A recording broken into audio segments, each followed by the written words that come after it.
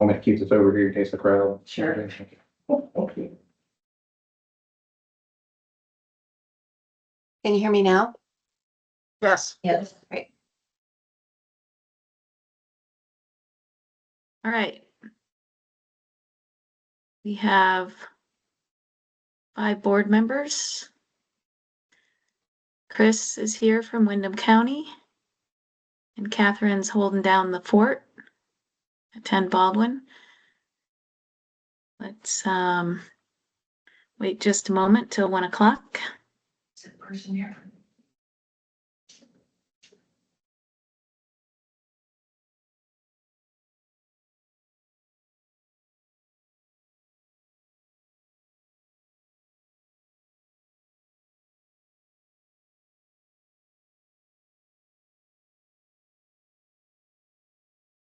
Okay, it's 1 p.m. on Monday, August 3rd, 2026. This is a meeting of the Land Use Review Board. I am Janet Hurley, the chair. I'm going to ask board members to introduce themselves. Kirsten, Kristen Sultan, hi everyone. Sarah, Sarah Hyde, good afternoon. Brooke, Hi, this is Brooke Dinglejean. and Alex. Hello, Alex Weinhagen here. Thank you. I have, it came to our attention on Friday that the Two Rivers Ottaquechee Regional Plan pre-application response is not on the agenda. So we need to put that on the agenda. Today was the due date for that response. I did receive an extension, but I'd like to put that on the agenda for 10 minutes. So So So Janet, moved. just. I'll thank second. you. Thank you. All those in favor, please say aye. Aye. Hi. Aye. Aye. Hi. Okay, thank you. Let's put that right after the minutes approval, or actually right after the Tier 1A designation. Could, Janet, Yeah, could we put it on after Wyndham, if you wouldn't mind? I saw that it was not on the agenda and I did not organize my information in a way that I'm Well, ready to. yeah, unless- we're not gonna discuss it. We're gonna have to set up a special meeting, I think, later in the week, because we need to finalize it. And we didn't have time today. So, does that make a difference then? Can we? It's fine. Okay, thanks. So let's go to opportunity for public comments on non-agenda items. Do we have any public comments on items that are not on the agenda?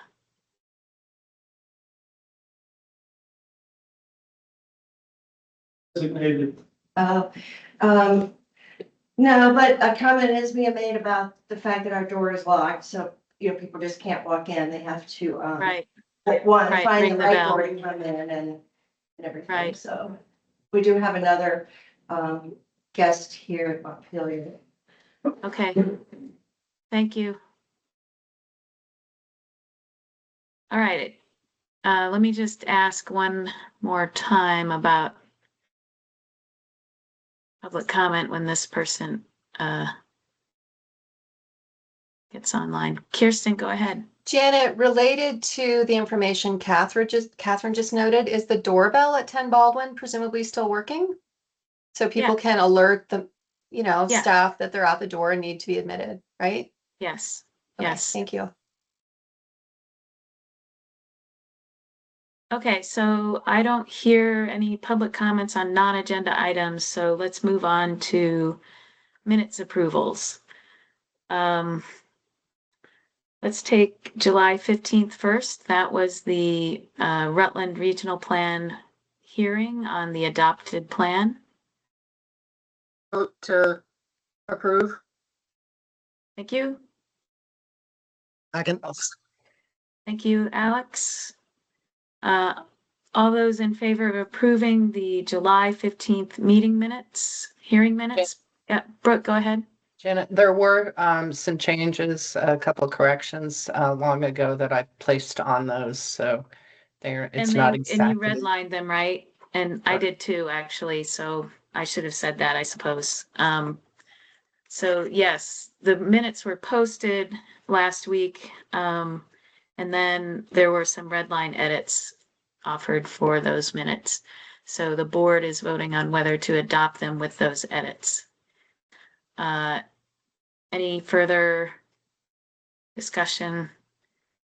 Okay, let's vote. All those in favor of approving the July 15th minutes, please say aye. Aye. Aye. Aye. That is 4. I'm And, oh. and go ahead, Kirsten. I was not in attendance on the July 15th meeting and therefore I'm abstaining. Okay, so I will do a roll call vote. I am Janet Hurley. I vote aye. Brooke, Brooke Tingleden, aye. Alex, Alex Weinhagen, aye. Sarah. Kirsten Sultan abstain. Oh, sorry. Sorry, Sarah. Sarah Had, I vote aye. And Kirsten. Kirsten Sultan abstaining. Okay, July 22nd. That meeting was, let's see which one that was. That was the Chittenden County That was hearing. the CCRPC plan hearing. I was not there. So if others of you want to take this one up, Kirsten? Sarah had. Oh, go ahead, Kirsten. Oh, I'm making a motion to approve the minutes of July 22nd with revisions of board members. I'll second that. Thank you. Any discussion? Yes, Okay. Oh, go ahead, Kirsten. with apology, yes, sir. With apology that I didn't get a chance to send an email about this, but in section H of the minutes, it identifies that the board will be issuing a decision within 15 days and the distribution. And I don't think at the meeting we got into that level of detail at that point of the meeting. So I would ask that the last 2 sentences in section H be omitted. Right, so H would just read, the board voted unanimously to close the hearing and proceed to deliberations. Right? So Kirsten, Yes? it's Sarah. I think you want to delete the last 3 sentences, not the last 2 sentences. You just, Yeah, it is 3 sentences, you're right. Yep, yes, I agree. Thank you, Sarah. Good catch. If other board members who attended, I did check the transcript. I have no problem with that language coming out. I think it merely states the timeline that we have. So I'm fine with that language coming out. I could go either way on it. okay, so let's vote. I am Janet Hurley, I abstain. Sarah? Sarah Had, I vote aye. Kirsten? Kirsten Sultan, I vote aye. Alex? Alex Weinhagen, aye. And Brooke, were you there too? Brooke Tingleden, I'm abstaining as well because I was Okay. not present. Okay, for a thank you. second. Those minutes are also adopted. The next minutes are for the July 23rd meeting, the next day. And those minutes were the Central Vermont Regional Planning Commission pre-application review meeting. Sarah? I'll make a motion to approve. Okay, Second. okay, thank you. Any discussion on those? Were there any edits offered by anybody? Okay, as drafted. Okay, I will make a roll call vote. I am Janet Hurley. I am abstaining from this one as I was not present. Brooke, what is yours? Your vote. Brooke Tingleden, aye. Sarah, Sarah Had, aye.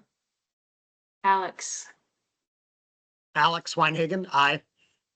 And Kirsten. Kirsten Sultan, I abstain. I was not in attendance.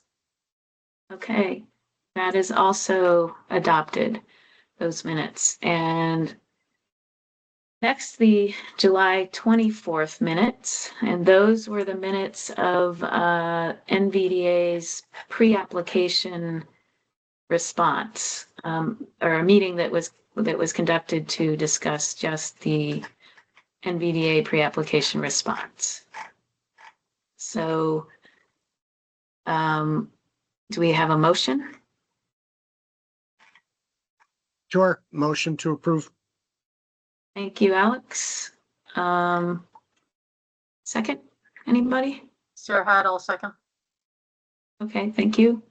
There were some minor edits proposed. I redlined it, so we are considering those edits as under this motion. Any further discussion? Kirsten? So this is a minor revision request. I was in attendance, however, I left the meeting coincident with the commencement of discussion of the NVDA application.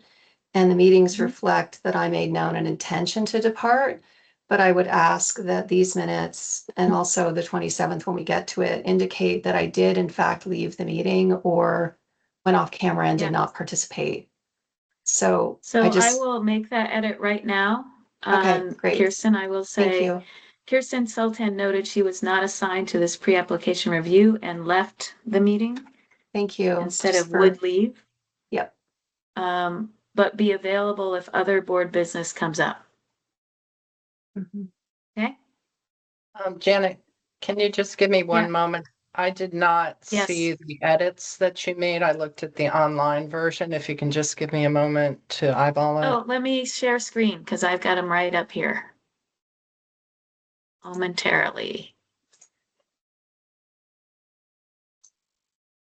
Okay, can you see them? Yep. So they were this very sentence that Kirsten then offered one more correction to. Kirsten Sultan noted she was not assigned to this pre-application review and left the meeting, but was available. How about if I say was available and say would be, Sure. was available for if other board business came up, or Mhm. let's say came up. The tenses are all over the place there. There, came up. How's that, Kirsten? Look good? Mhm. Sure. Okay. Thank And you. then I put quotes around village area and buffer to clarify that we were, or sorry, the quotes, the AI put the quotes around village area. I took those out and put them around buffer because it's the, or we could put the whole thing in quotes, but it was the idea that Liam was explaining they were using village area as a buffer. So,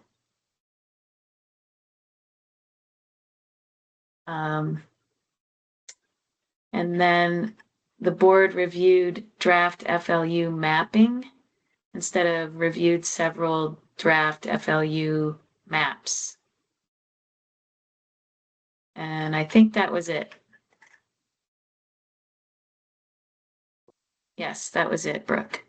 Thank you. Appreciate going over that. Okay, ready to vote on the July 24th minutes. I am Janet Hurley. I vote aye. Brooke, Dingeldine, I vote aye. Sarah, Sarah had, I vote aye. Kirsten, Kirsten Sultan, I'll abstain just because I wasn't there for most Okay. of it. and Alex. Alex Weinhagen, aye. Okay, thank you. Those board minutes are approved. Oh, let me stop sharing. And the last set of minutes were the minutes from the July 27th meeting. Sarah? Sarah had, I move to approve the minutes of the 27th with a correction to Yeah. item G to similarly G. reflect that EFG. maybe just even cut and paste from the previous minutes to reflect that I too step down on the Two Rivers Agacuichi as I'm not Okay, the assigned person to that. okay. I will Thank put you. that as the first sentence under G. Is that okay? So that would be language that would be comparable to what you just put in for Kirsten Yeah. and BDA for, perfect, thank you. Yeah. Yeah. Um. Okay, any other discussion on the 27th minutes? You need a second. Oh. Oh, yeah, sorry. Go ahead. Kirsten, you're next. I'm happy, I'll second, and I also have another minor discussion item.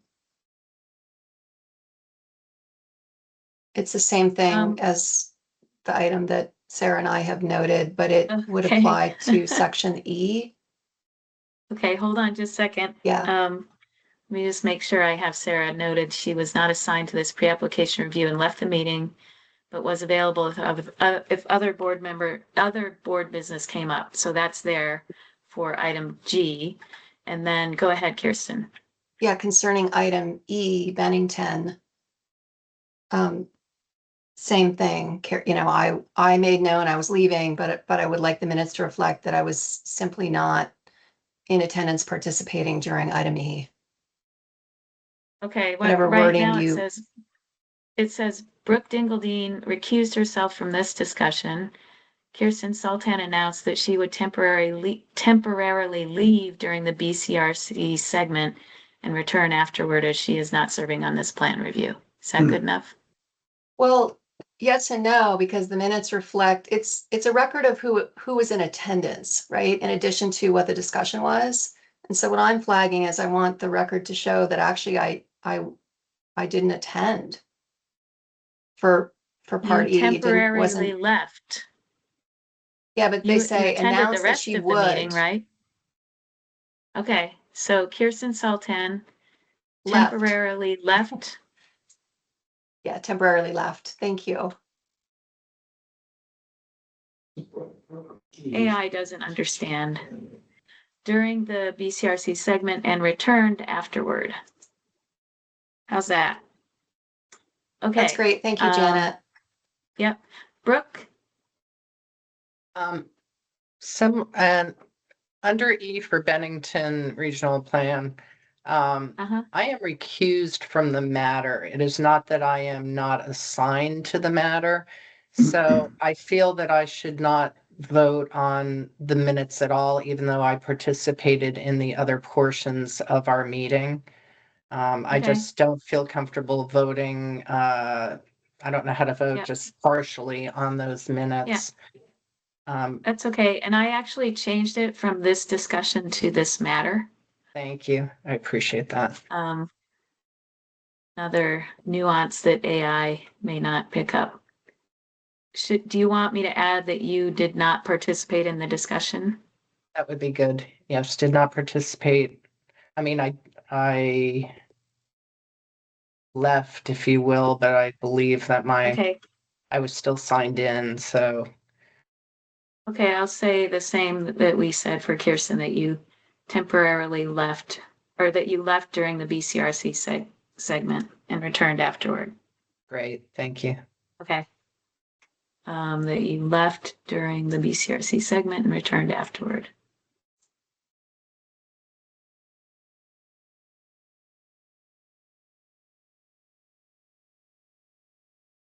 Okay, so with those additional edits,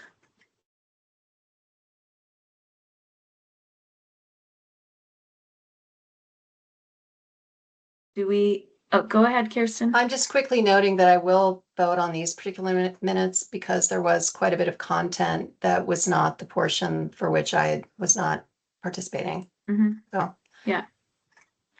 Okay. All right, ready to vote on the July 27th minutes. I am Janet Hurley. I vote aye. Kirsten, Oh, Kirsten Sultan, I. Brooke, Dingle I'm abstaining. thank you. Alex Alex Weinhagen, I. and Sarah. Sarah had, aye. Okay, those meeting minutes are adopted with those changes. Catherine, I made those changes live, so the Word documents should be ready for posting or for conversion and posting. Thank you. Okay, next on the agenda, designation for Tier 1A application board lead. We received our first Tier 1A application, pre-application this morning. Oh, Brooke, go ahead. I was just going to mention that I think we have had people sign in since you asked whether there was public comment, and just wanted to mention that to you before we got into the longer Okay. discussions. Yeah, thank you. I will go back to the public comment. So we did get a Tier 1A application from Rutland City. And I would like to propose that we designate Sarah to shepherd this first Tier 1A pre-application. So Janet, I would accept that. I would also note that with Tier 1A for the guidelines, it can be, I'm happy to serve as the designated lead on it, but I'm happy to also have another board member in on it. We can talk about that later, but seeing as how we just got one this morning, I would accept being a lead to get the process rolling on this. Okay.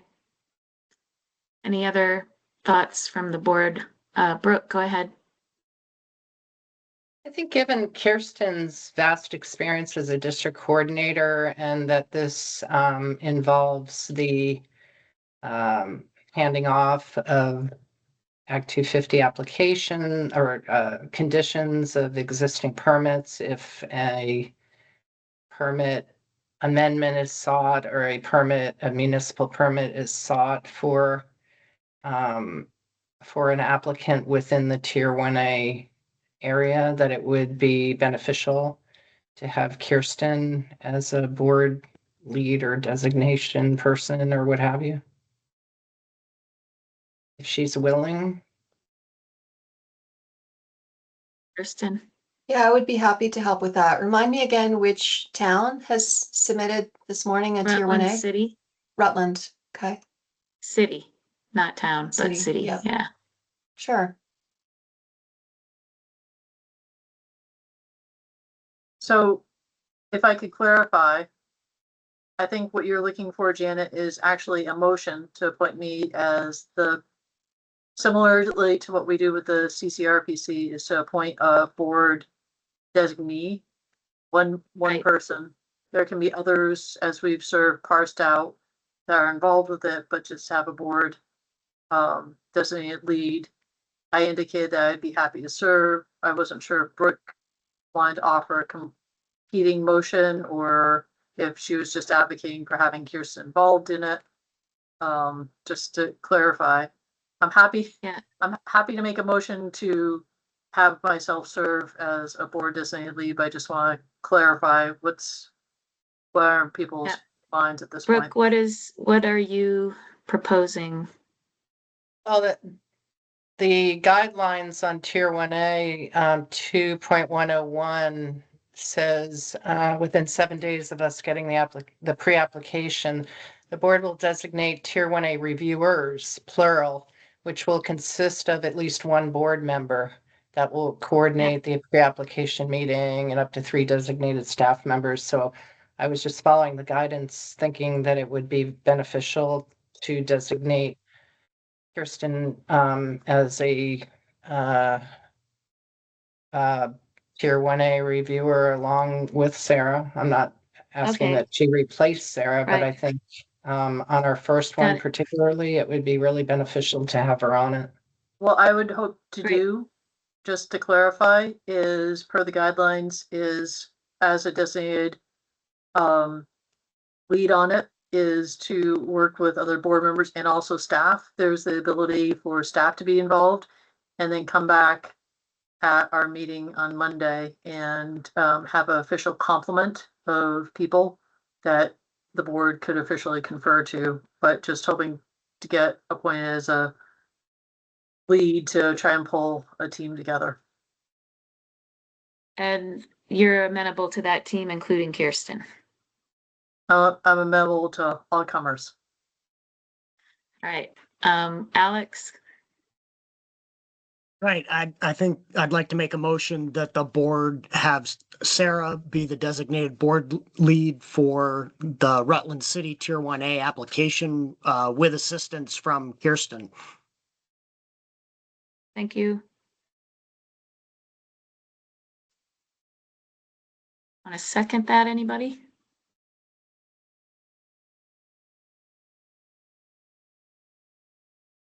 I'll second it. However, I'd like some discussion. Okay, discuss. Discussion is, I'm not sure what each of your familiarity is with Tier 1A. I'm happy to discuss that outside the meeting between now and next Monday. There's supposed to be at least 2 board members on this. I would be happy to have a third in Janet, since you are shepherding the Rutland regional plan. Something for you to consider between now and next Monday. So I don't know that we can have 3 board members working on it without triggering open meeting. So, you know, I'm certainly going to be involved. And we're the Rutland review is complete at this point, so just to clarify. Kirsten. So I've just been taking a really quick look at the application guide, and I'm not seeing that the board is to appoint a single lead board member. It, as Brooke had indicated, it says Tier 1A reviewers are the board members and staff, which will take the lead on the pre-application and application review process. Sarah, am I missing something in the guidance?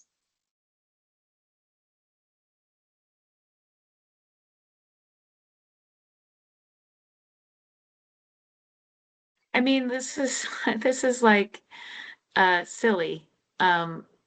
Kirsten and Sarah can work on this together, can they not? Absolutely. And if Sarah takes a little bit of a lead by, you know, moving things forward because she's more familiar with the application process, I think that's fine. You know, you can work together on this, right? As long as Kirsten is kept informed of all correspondence with Rutland City.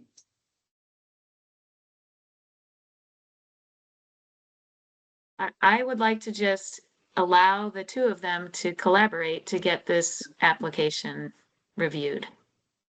I don't want to micromanage how they do it.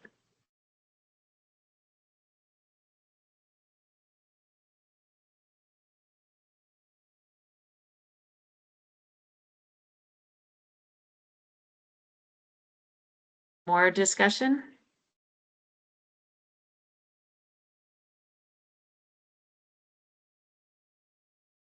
Okay, we have a motion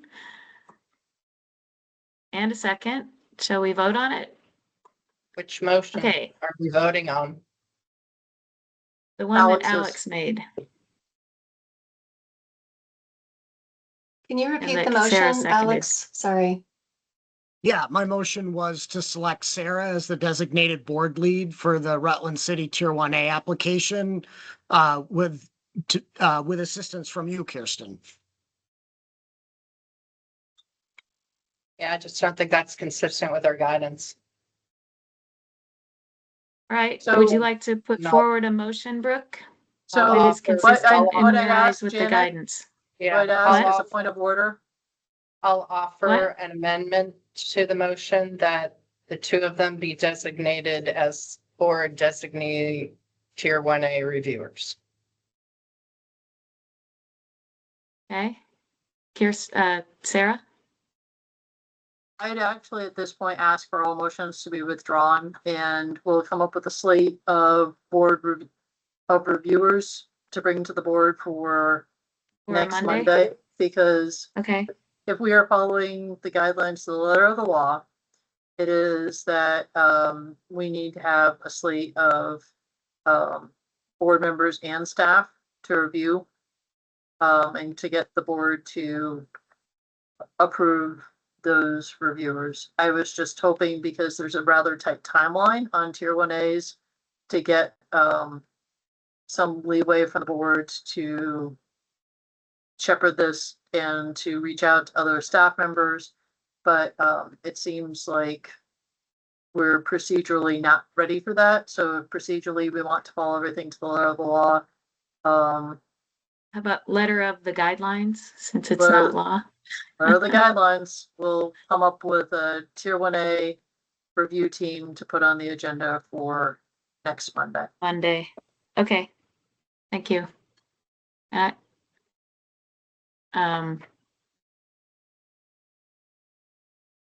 Can I ask that Sarah and Kirsten work together to put that slate together?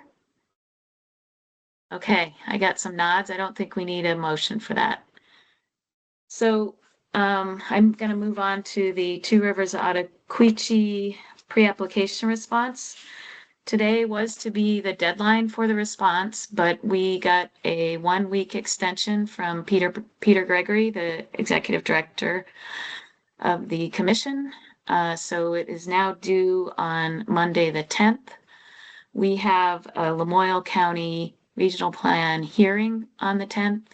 So I would like to propose a special meeting later this week to finalize the Two Rivers Ottaquechee Regional Plan pre-application response, either 2 p.m. on Wednesday or 2 p.m. on Thursday. Do the board members participating in that response have availability and a preference on either of those times?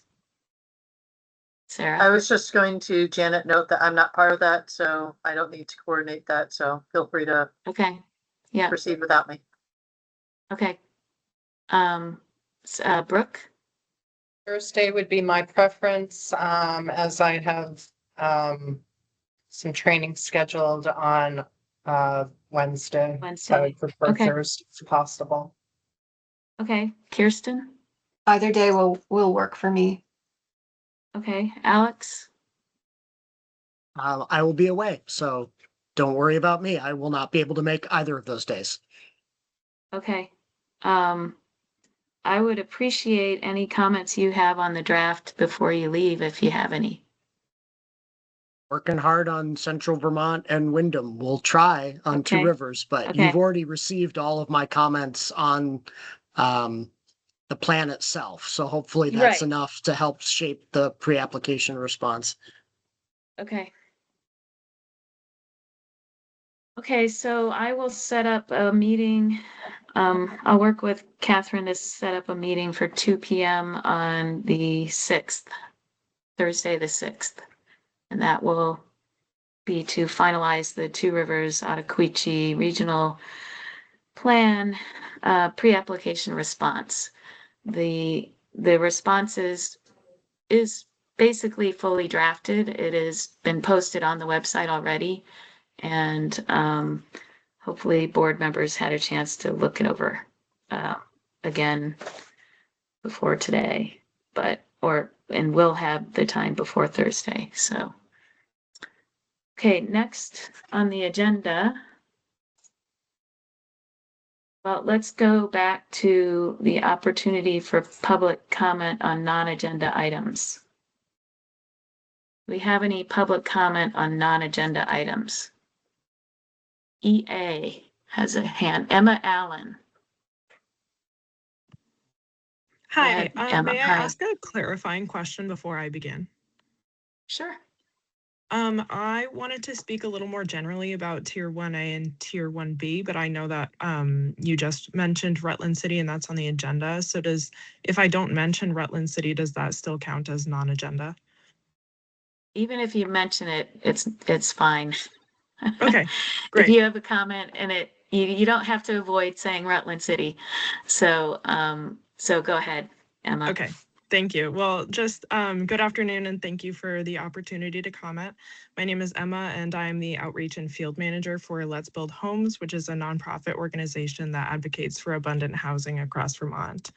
As this board considers Tier 1A and Tier 1B designations, we hope that you will think of these tiers as a meaningful tool that could mean the difference between a project penciling out or stalling. So Vermont's housing shortage isn't limited to a handful of places, and the more areas that can access these tools, the more capacity the whole state has to respond. We hope that in making these considerations, you will grant Tier 1A and 1B designations generously where municipalities meet those requirements. And that's all I have to say. I hope that you all will think of us as a resource if possible. And thank you for your time and the work that this board does. Emma, could you do me a favor? It looks like you had that written. And if you could send that as an email to act250.board@vermont.gov, I would appreciate it. Yes, of course. Thank you. Act250.org. .board. .board. .org. Thank you. .board at Vermont. Vermont.gov. Spelled out .gov. Yeah. Will do. Thank you so Thank much. you. Yep. And Annette, I think you are next with your hand up. Hello, this is Annette Smith with Vermonters for a Clean Environment. I have a little concern that may be a little late, but there's this whole process about objectors and this petition of 20 people, and it's detailed in statute, but I wonder who's telling the public about it. Are the regional planning commissions telling the public at their meetings that in their outreach that they need to do that part of it? I did look at your website for the regional plan review process, and I didn't see it specifically. I had to look in the statute. So it seems like something that hardly anyone's aware of. And I did attend one of the Two Rivers meetings the other night, and it was just a comment thing. So I did ask the question, are they telling people about it? But they were not in a responsive a part of it. So while the ship has sailed for a number of the regional plans, it still seems like a pretty important piece of information to be made available to the public, either by the LURB or the regional planning commissions or both. Yeah, thank you. For both, yeah. Yep, I agree in that we do need to do some outreach on this. Maybe it's a little bit of a capacity issue for us right now, but it's true. Alex, I see your hand is up. Yeah, I just want to call Annette's attention to our webpage on regional plan approval process. And you have to scroll down a bit, but there is a section on the page that says how to participate. And in that, there's a section that says objector form and talks about eligible parties may object using a form developed by the board. And once you click on that, the form provides some specificity about, what you need to provide. And that's where I am pointing people who ask about, what their ability is to object to a regional plan that's headed towards approval. And I found that part, but I will admit, I don't understand the 20-person petition, and that's only detailed in the statute. It's not, it's part of your how to participate information. Yeah. So yeah, if you could explain it, we could flesh that out really a little helpful. more. Okay. Yeah, Thank I you. agree. It seems like that would be a good addition to this webpage as a clarification of that specific issue. I did my homework. I looked first, Alex. I did try and find it. I found the objector form, but then it's like, what? Where's this 20-person petition thing? Oh, it's in the statute. That's the only place I could find it. Okay, thank you. Thank you. Neil? Yeah, thank you very much for all you're doing. I greatly appreciate the current draft response to Two Rivers Ottaquiche. And the one comment I had, and I have no idea if it's within your abilities or not, is where you ask for demonstrations of municipal or public support, any direction that could be provided that clarifies what counts. Is it simply a board? Is it the commissioners voting ultimately on language, or is it wider than that to include some gesture at what Two Rivers has been hearing from the public? I don't know how keyed in you guys have been to the formal hearings or the informational sessions, but it will be captured to some degree. The written comments will be captured by Two Rivers, and there are a number of them, but there was also a lot of public testimony and public opinion in those meetings that trended one way. So long story short, don't know if you have the latitude to be more prescriptive in how they are soliciting that consensus or preponderance of evidence. Thanks. We did discuss this briefly, Neil, at a previous board meeting, and I think what at least I've been contemplating as the designee on the regional plan process is adding information in our guidance that discusses the parameters of meaningful engagement or meaningful. We did that with walkability, the idea of walkability in village centers and a few other things. And so I think we are, I'm compiling a list of other things that we need to sort of work on in that respect and add to our guidelines. And that is one of them. That would be really instructive. Thank you. Yeah. Thank you. Brooke. Yeah, I also want to draw our attention to, and I think it's the Two Rivers pre-application response, because I recall mentioning to Janet, I appreciated her language that referenced citizenry as well as municipalities, and that public comment that was being shared and also being sent to us on our Act 250 board, so that it can be posted on the database for Two Rivers. So I think, I'm pretty sure, I've been reading an awful lot of documents lately, but I'm pretty sure that also is referenced in the actual pre-application response letter, which I think is really Yes. important.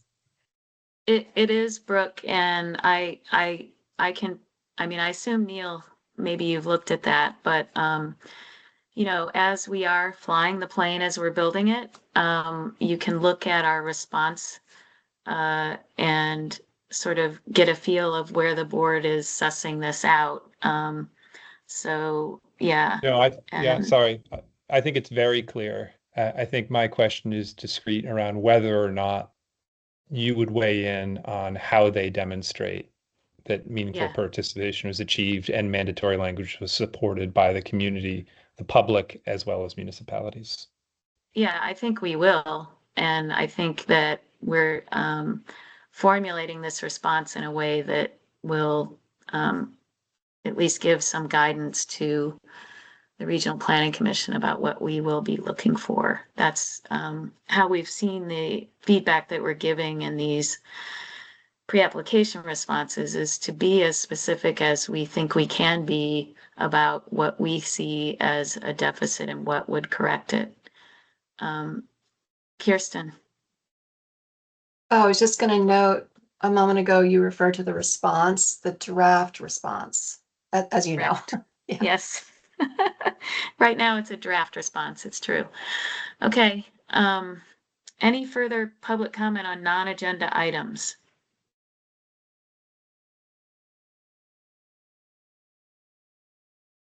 All right, let's move on to, I think what is next is the Wyndham Regional Plan pre-application response, draft pre-application response. So Before we we get there, have Janet, two, sorry. What? Can I interrupt? Sorry. yes, Uh, it looked like we punted on the agenda item dealing with Tier 1A for Rutland City with the thought that it would come back to the board on the 10th. yes. Oh, But you don't have but a not the meeting on the 10th. 10th, right? all And right, you don't know we need what? to It'll, assign this within 7 days? And doesn't that mean it needs to happen sooner than yeah, the so we next can regular add that meeting? to the special meeting. Good catch, So Alex. Janet, Yeah, sorry, I hate to be out of turn, but I'm not going to be at that special meeting. Brooke has her hand up first, but maybe we could talk about that after you get to Brooke. okay, Brooke, No, go ahead. I was going to mention on Wyndham, I'm not assigned, so I was going to step out. okay, that can you hold discussion. on So a sec? that's, yeah, that's Let's next. hold on just a second, go back to this special meeting. Sarah, So- would it be possible for you to tune in and then tune out on So Thursday? Janet, what I'd Yeah. like to propose is I went back and I was reading the guidelines again. And it says within 7 days of the pre-application being submitted, the board will designate Tier 1A reviewers, which consist of at least one board member that will coordinate the pre-application meeting. Oh, So okay, it's not necessarily a lead, but you're designating a board member to coordinate. And Right. says at least there can be others, so what I would request is if we could dispatch with just that portion today of designating someone to designating a Coordinate. board member to coordinate the pre-application meeting. And then yes, there is the need to set up additional staff members. I don't think that that could happen within the same week. But I think it could happen fairly shortly. So I don't know if you want to take that up again today or want to do that. When was the special meeting? Thursday at 2.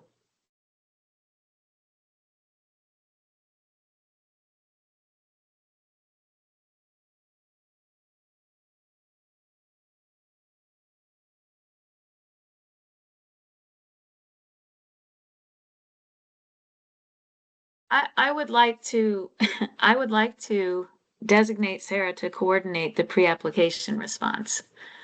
And I don't understand why that would be a problem because she is the one who has worked on the pre-application process. And that's what this is. It's a procedural, you know,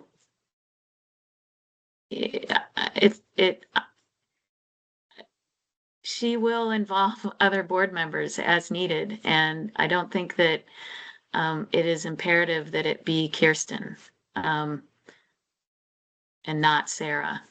Alex. Yeah, again, looking at the guidelines that we wrote up for Tier 1A and this issue of designating Tier 1A reviewers, seems to me we should just designate Sarah and Kirsten as the Tier 1A reviewers with the understanding that if those two are able to work with any staff up to 3 per the guideline, that those could be formally noted at a later time. So I think that's what I would want to do is just designate the 2 of them as Tier 1A reviewers and go from there with the understanding that Sarah, being the one who helped draft the Tier 1A guidelines, just like you, Janet, helped draft the regional plan review guidelines, we'll probably take the lead in getting the process going, as you just mentioned. But Yeah. I'd like to just take care of it and move on. Yeah. Kirsten. So I think that's great. I'd like to take care of it too, but I just want to respond to a little bit of what Janet just said in that I see a pretty big difference between standing up the application process and getting ready to receive all these applications and then the board's work actually undertaking that review and providing a determination. It's two separate Right. phases. And I don't think we want to have the same board member kind of necessarily, you know, at the head of doing all this intake and on the board's application review. So that's just my own perspective and Do you that mean it's as different new applications phases. come in? Yeah, and I'm not, and I know we're just talking about Rutland City, but I'm just saying in general, I don't, you know, I see it as two distinct components of board work. Again, Right. the work that Sarah has done a great Right. job getting us all ready. So And then Kirsten, now what I starting to see this receive them. as is we're going to get multiple tier 1A applications, and Sarah won't be the lead on all of them. But just as I was on the first regional plan application, you know, I think it makes sense to have Sarah be the lead on the first one that goes through. And by lead, it doesn't mean that she's making any decisions on behalf of the board other than procedural things about setting up a meeting, a pre-application meeting, and, you know, things like that. So I'm a little flummoxed as to why this is even an issue. But Sarah.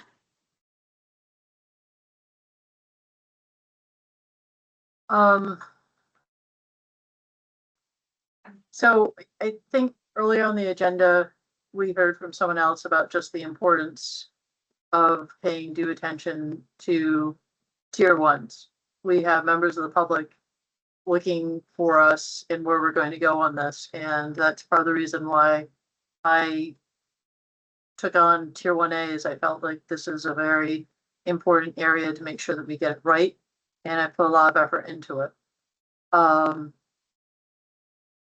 I have asked the board on multiple occasions for involvement in tier 1A. I know we've had a lot of stuff coming at us. I'd hope that anybody else that wants to step up to the plate on tier 1A has complete familiarity with it and feels like they can absolutely take it on, handle it, administer it. But it's a lot of moving parts, and that's why I'm happy to continue on in that. But you know, I just would hope that anybody else that's going to step up to the plate for a board member has also put in work to become familiar with tier 1A, the guidelines, what have you. I recognize that we've had a lot coming at us. So I'm absolutely thankful for the help. And if someone felt strongly enough that they had this, I don't need to be involved in the first tier 1A. But I just, at the same time, I recognize the importance of getting this all right. And I feel very strongly that I'd love to be a part of it. So Alex made a motion to have the both of you involved. I think, you know, you both have experience that is important and complementary. Sarah, vast experience in municipal management. Kirsten in Act 250 reviews. So can we possibly move forward on that motion? To be clear, Janet, I didn't actually make a new motion. I was just making Oh, a you didn't? suggestion. The prior motion Oh. I made, we never voted on. It just sort of got left in limbo. I'm happy Yeah. to make a motion along the lines of what you just said, but I see Brooke has her hand up and yeah, go there first, maybe. Go ahead, Brooke. I would be happy to second the latest motion, if you want to call it that, or if Alex wants to put it forth as a motion, that the two board members share the responsibility.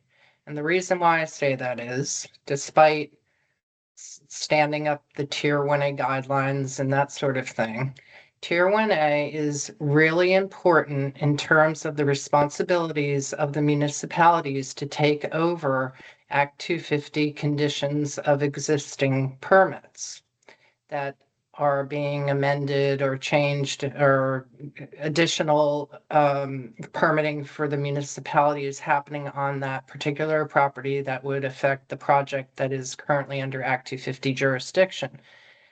And that is the piece that Kirsten has intimate familiarity after 19 years of being a district coordinator, because understanding when you have a a complicated project that has had numerous amendments. Sometimes you see, what's referred to as dash permits, meaning you get your first permit number and then you change it and it becomes a -1 and a -2 and a -3. And I have seen some that are like -23. And understanding how to manage that and even to identify what the operative conditions are and to understand that the findings of fact and conclusions of law are also relevant, as are the underlying documents of the application, is essential to the municipality's understanding of how to administer their new responsibilities. So we are a board that has very different strengths, very different perspectives of the people that have been hired to be on this board. And I do not want to lose sight of the importance of handoffs and providing guidance and feedback to the towns. We were asked this very question when we were in St. Albans about what is the training or support that the LURB is going to be giving to the municipalities who decide that they want to take on Tier 1A as an obligation. And my concern is that my answer was far different than what Sarah's answer was. She said nothing, meaning like quote, we're not going to give them any support or training or assistance on it. And I think I don't agree with that. And I suggested that we needed to internally prepare for it, which we have not had the opportunity to do. But having Kirsten, an expert on Act 250, as well as a planner on the applications, I think is very important. And Rutland City is carrying a huge amount of the new housing for the region. So I think it would be very beneficial if both of them were part of the outreach designated people that are going to be handling this first Tier 1A application. So I would like to respond to that, Brooke. We are not we are not training municipalities. Either they're ready or they're not. We are making the determination as to whether they are ready. So we're not going to be training municipalities. If they need training, they are not ready. So Sarah, go ahead. Can I just respond before you turn it back to Sarah? But being able to assess whether or not they are is having somebody that knows what the job is vitally important, in my opinion. I'm just one Brooke, person. we are all 5 of us going to be doing these assessments every time, right? It's not just going to be Sarah, all 5 of us together. So this seems like such a non-issue to me. Sarah. I think unfortunately Brooke just validated my concern about other board members' understanding of what Tier 1A is and isn't. And my concern in terms of reviewing.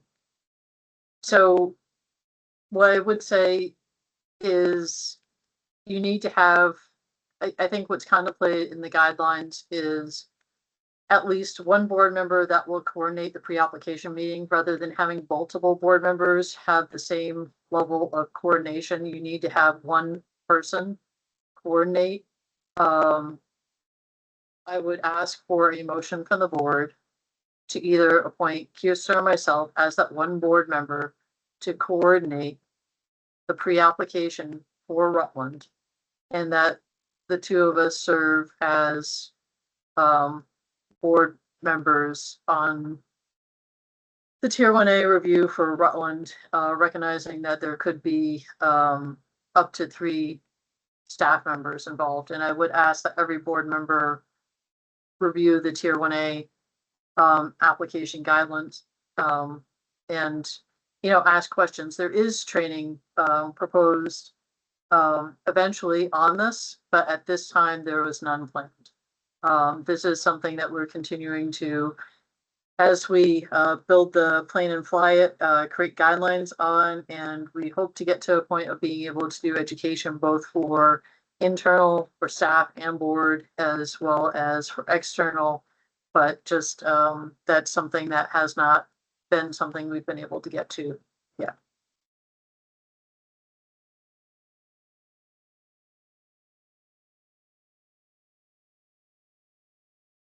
So Sarah, are you making that motion? And you just want the board to pick which of you is coordinating? Alex? I will make that motion if it's right. So, yeah, I'll make a motion that we appoint both Sarah and Kirsten as Tier 1A reviewers for the Rutland City Tier 1A review, with Sarah to serve as the one board member that will coordinate the pre-application meeting as a part of that process. Thank you. Can we have a second? I'll second it. Okay, thank you. I will ask board members to vote. Janet Hurley, aye. Alex? Alex Weinhagen, aye. Brooke? You can come back to me. Kirsten? Aye.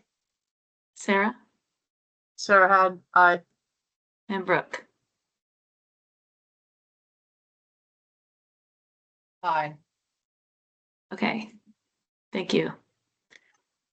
So can we move on to the next agenda item, which is the Wyndham Regional Plan Pre-Application Response? Chris is there in the room, and Kirsten has prepared two drafts, a part 1 and a part 2. Those were posted for this meeting, so those are available. Kirsten, do you want to share screen as we go through these, or how do you want to proceed?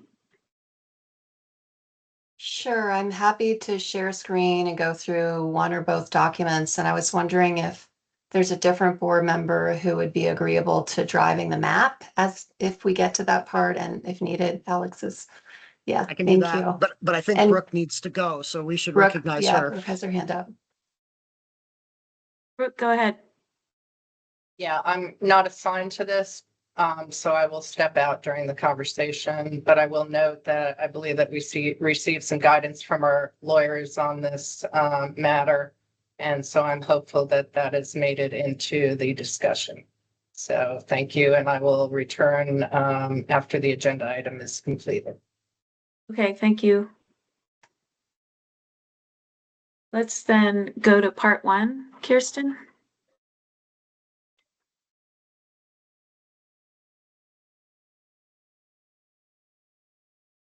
Do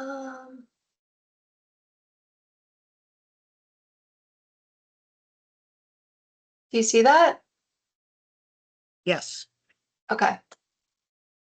So how would you like to proceed? Have you had a chance to look at it? Do you want to go Yes. through the whole document and you tell me where to stop?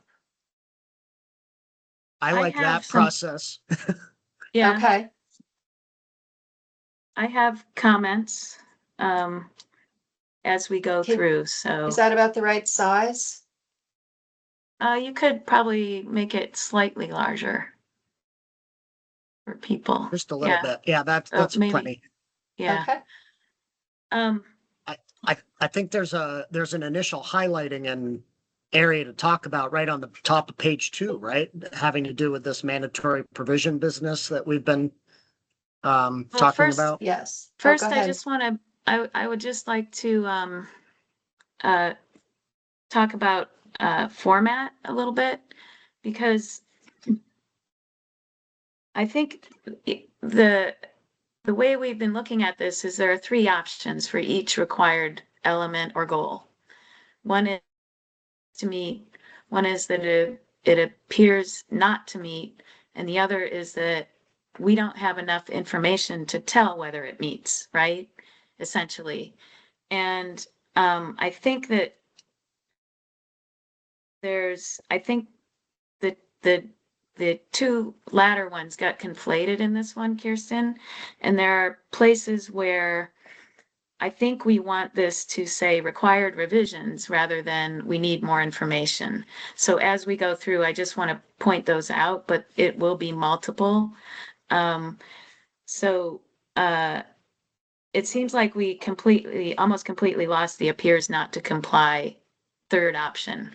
And I think we mean to use it more based on the insufficient information determinations that you make, or preliminary determinations. So Well, right. Can I also mention too, for the benefit of anyone, listening and maybe wanting to understand how this draft was developed? So I received preliminary, draft comments from the other 3 board members, from you, Janet, from Sarah, and from Alex. And I brought all those together, synthesized them, and in doing so, considered, if there was, for instance, more than one board member denoting a particular deficiency, that would tend to be a situation where the draft does not meet, depending on the wording and the emphasis in the the comment received. So I think that's part of the discussion that needs to happen today as we go through it. yeah, Okay. So do we want to go down to the top of yeah, page let's 2? go to where, yeah, Yeah. sure. So I did not hear in this draft suggest any specific language. But I will note that the plan does encompass mandatory type language, and this has been a topic. And some of, at least the Two Rivers plan review that the board is still developing, also considers mandatory type language. And I think here we need to say something about it to explain the framework within which this can or can't occur. And I just was interested in a general conversation around what the board would like to see here as we continue our work on this topic in general, and in consideration of specific plans and plan content. I would like to see this in the guidelines, and if there is particular mandatory content in this particular draft plan, then I would like to address that explicitly in the response. But that I think this is one of those issues where there's a placeholder right now in the guidelines that I would like to come to as a board, and I don't think that this is the right place for that. Alex?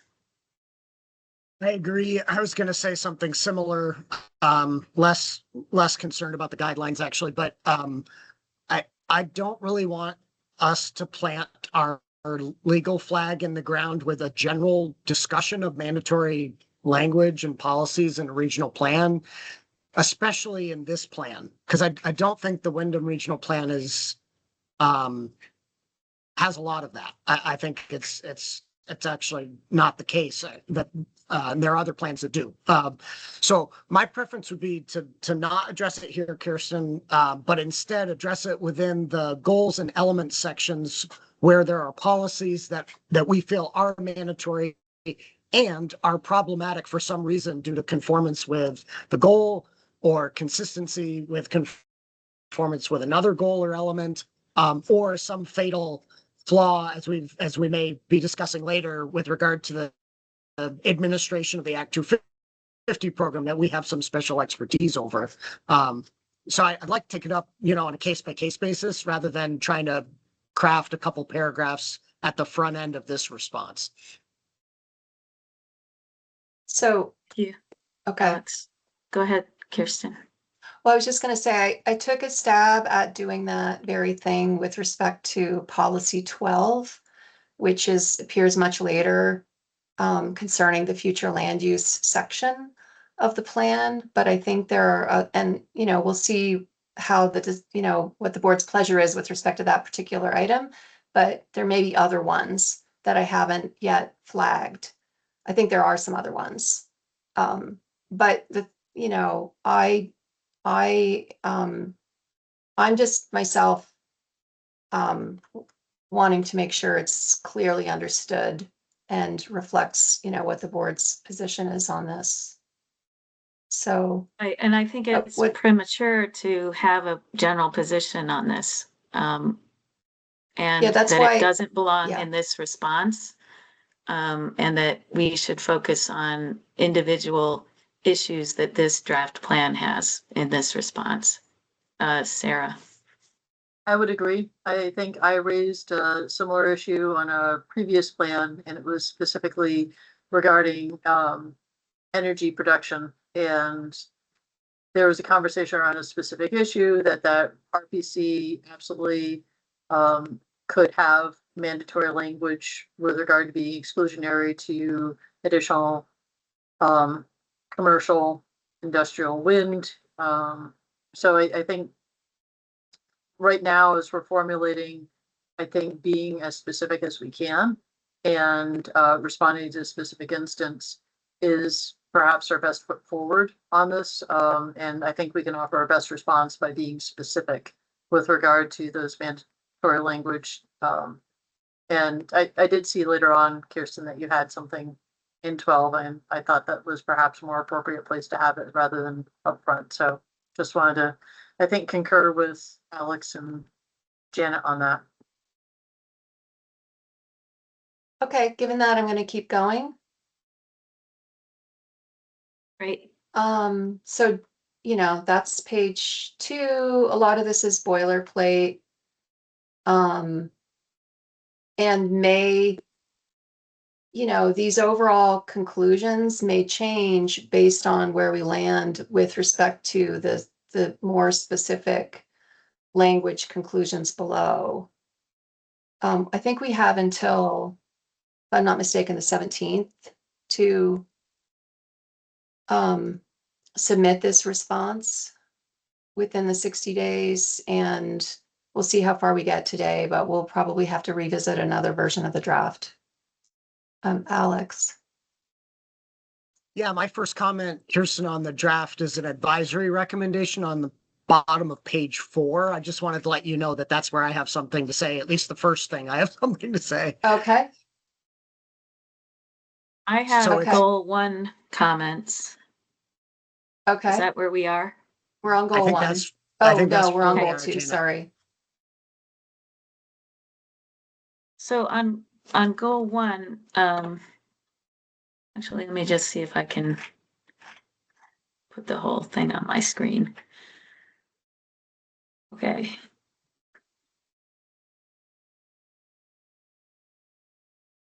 Goal 1 starts at the bottom of page 3, so it's mostly page 4.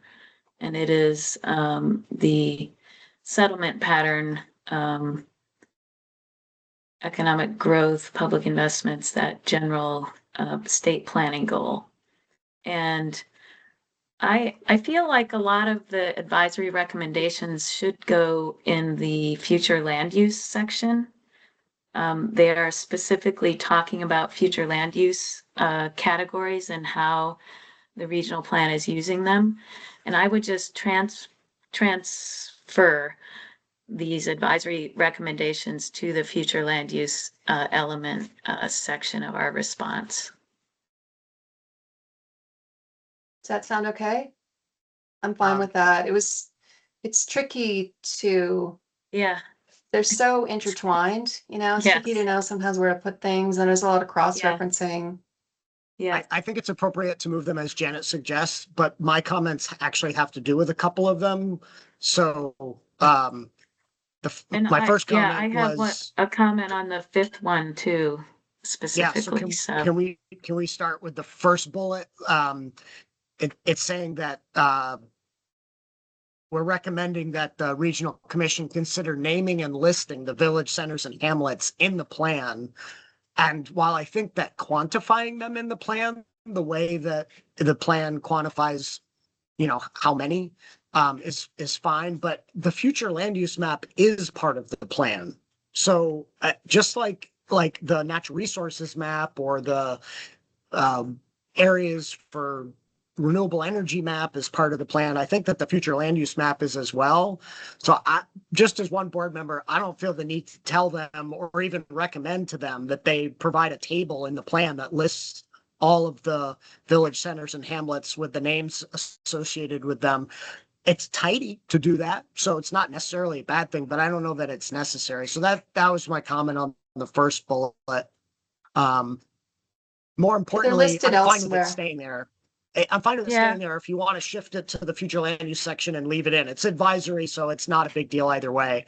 But more substantively on the third bullet, I'm not quite sure what's being suggested there. It says,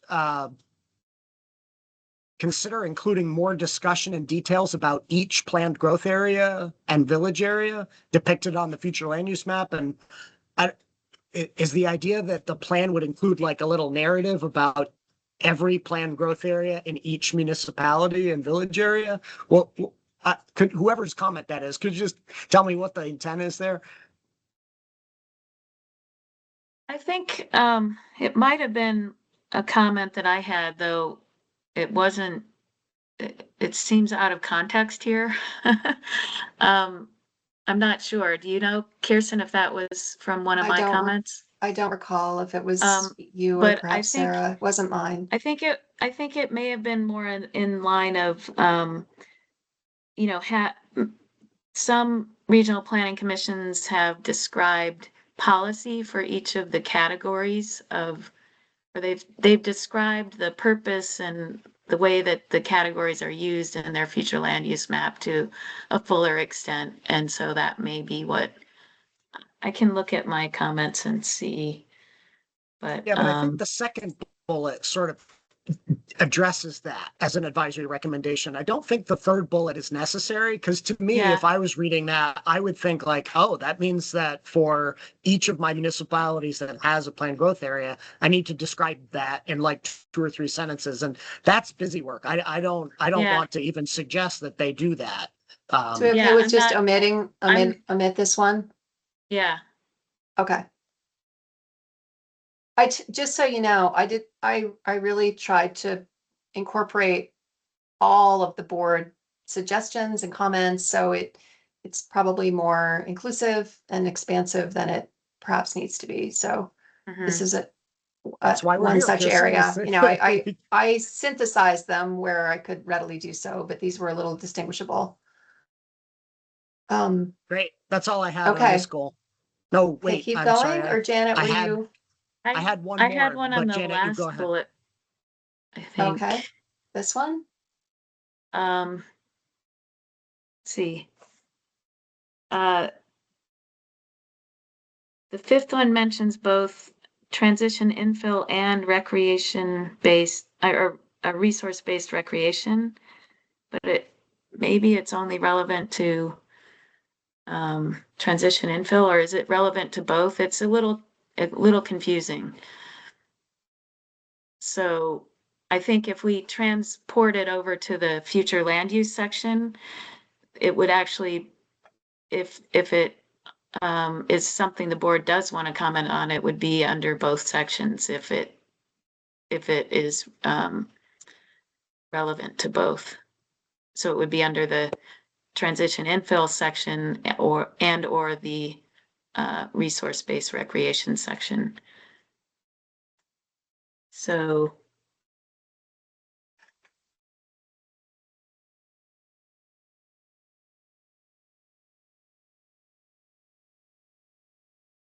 So do we want to have keep something- it?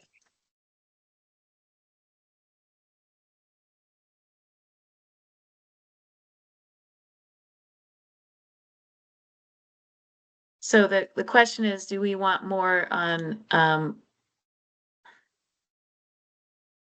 steps that the WRC will take to support the transformation of transition infill areas?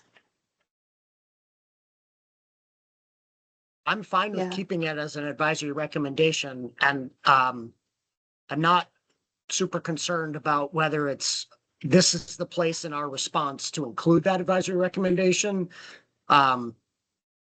So I'm happy to just leave it here. I understand what you're saying, Janet, because it mentions resource-based recreation areas, so you could get confused. Because it seems like we're really just talking about transition infill areas in this recommendation, not Yeah. resource-based recreation areas. So we could delete that portion of it if that would make it less confusing, but otherwise, I don't think it's a big deal. I think we can keep it. Yeah. My question was actually on the next bullet. If we're ready to go there, Kirsten, I'll wait for you.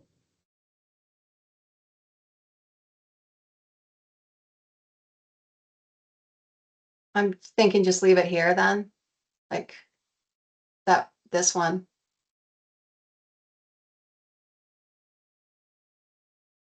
Okay, so then we're down to the Vermont Yankee comment?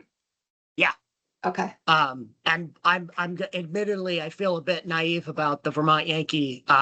So, and basically this recommendation is consider a special land use category for this unique site.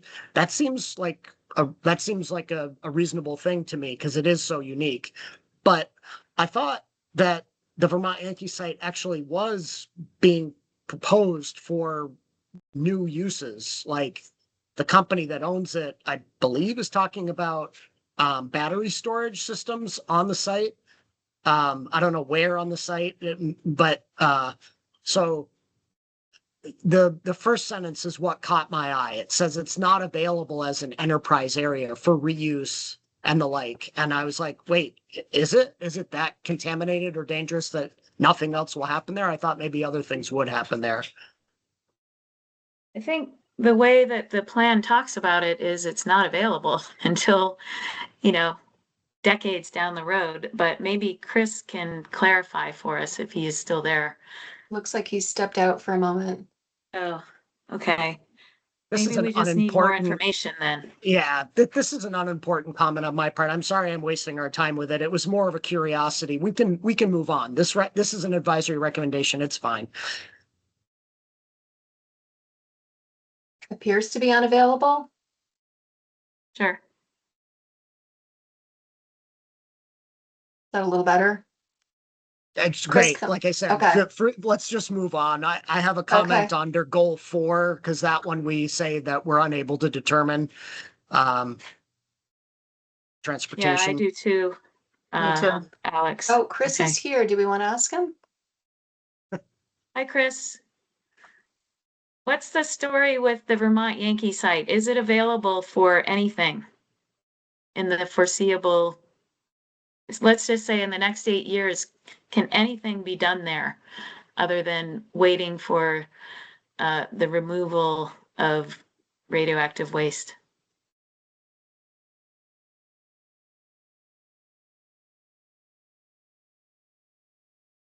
If Chris is talking, I can't hear anything. Yeah, I can't either. Is the room muted? You know what? I don't see the room. I see the room. Oh, yes. And now I see the that room. Chris came back. Catherine, are they frozen? No, can you hear us now? There. Yes. Now we can hear you. Okay. So, yes, in fact, it's been in the papers that the tech company out of Texas that North Star is going to lease the site to is proposing energy storage, commercial energy storage on the site. We'll see what if any restrictions the Nuclear Regulatory Commission limits the site use to after the decommissioning and site restoration is completed this year. It's 125 acre site, so it's pretty small, but it can certainly be reused for something. It's, like I said, it's going to depend somewhat on what the NRC does with this release. And yeah, you're going to have spent nuclear fuel and I guess a dude with a machine gun there, but yeah, so it's already being proposed apparently for commercial energy use. Okay, thanks. Just All right, be so we mindful were of gonna, machine gun. sorry, what was that, Chris? Just be mindful of the dude with the machine gun. Oh. This is just an advisory recommendation that we had, so I don't think we need to worry about it too much, but let's go to goal 4. Well, before we leave, can we just say that it may be available based on what Chris just shared? Sure. Yeah, I think that's fine. Okay, so I'm sorry, goal 4? Yeah. Yes. And by the way, can I just touch on for the components of the review, goals and elements where it appeared to conform?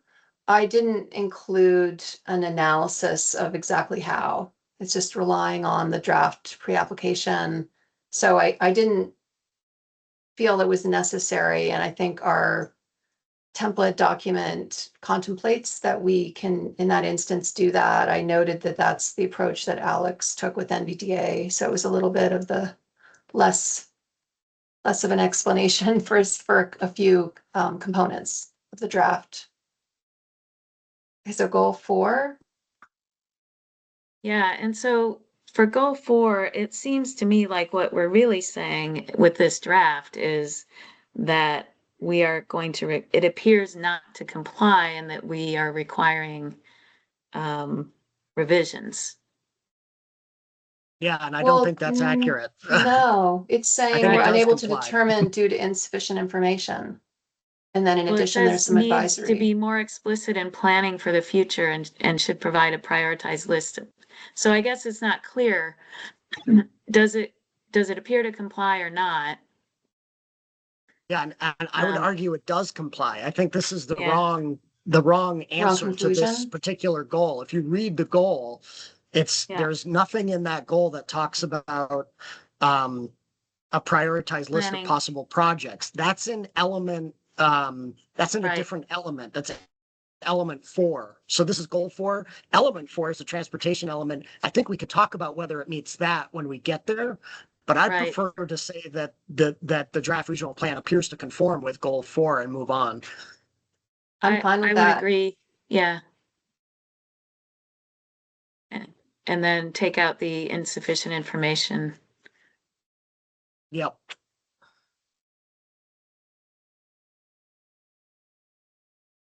Okay. And then I have some goal 5 stuff too when we get there. All right. And I'll observe my typing prowess or lack thereof. If Okay. you want, Kirsten, it's element number 4, because I know it can get confusing as to trying to find, but transportation is element number 4. Sure. Okay. Okay, And would goal we 5. leave this advisory recommendation under the goal or move it also to element 4?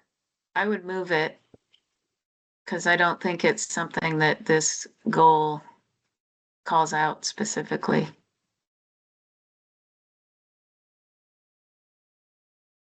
Okay. Okay. So you had something under goal 5? Similar, like, is it, if, it looks like under the insufficient information that you're suggesting that it doesn't meet and that that the plan needs to be revised to include very specific things. So it's not that the planning commission didn't give us enough information, it's the plan does not have that in it. So it appears not to comply. That would be my suggestion too, Kirsten, is to change it, the bold conclusion to say the board determines that the regional plan does not appear to conform, whatever our does not appear conform version of, and Yeah. then just change the insufficient information into just regular paragraphs to say, here's why. Required, well, then we need required information. And actually, Kirsten, I think we've given this same feedback to almost all of them. So you could just look at another one that we did and use the same language for the most part. So, I think I did and then pirate some of it a And little then bit. So Sarah had her under hand goal up. 5, there was a flood hazard area advisory comment that I think should be moved to the flood resilience goal rather than this goal. This reference to the actions Yeah. on page 28. Yeah, Okay, so move this to Y- the the flood elements. resilience goal. No, the flood resilience Oh. goal. If only we could remember the number for that one. Uh, Okay, Kirsten will find it eventually. yeah. I think it's 12. Or no, is that right? Well, now you're gonna make me look, Janet. that's okay. I'll move it. It's not, No, it's 12. not 12. It's not 12. It's 14. I knew It it was is, one of the yep. latter ones because it was new. So, And I was just gonna say that I agree that I think the wording can change and yeah, everything that I was gonna say, Kirsten was said, so I took my hand down. Okay. okay. Oh, and is there one about groundwater there? I think there is. Yeah, yes. class And one I groundwater. think that should be under goal 6 and not goal 5. Yeah, that one, the policy to maintain or improve class 1 groundwater, I think is more appropriate for Vermont's air, water, wildlife resources goal.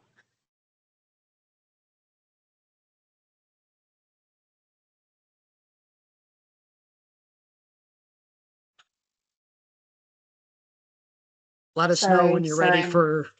for moving forward. Kirsten will wait for you. Okay, sorry, I'm for all the Okay. heavy scrolling. Okay, That's so okay. are we down into goal 6? Yeah. I'm good with So that goal was- 6. Did you have comments under goal 6?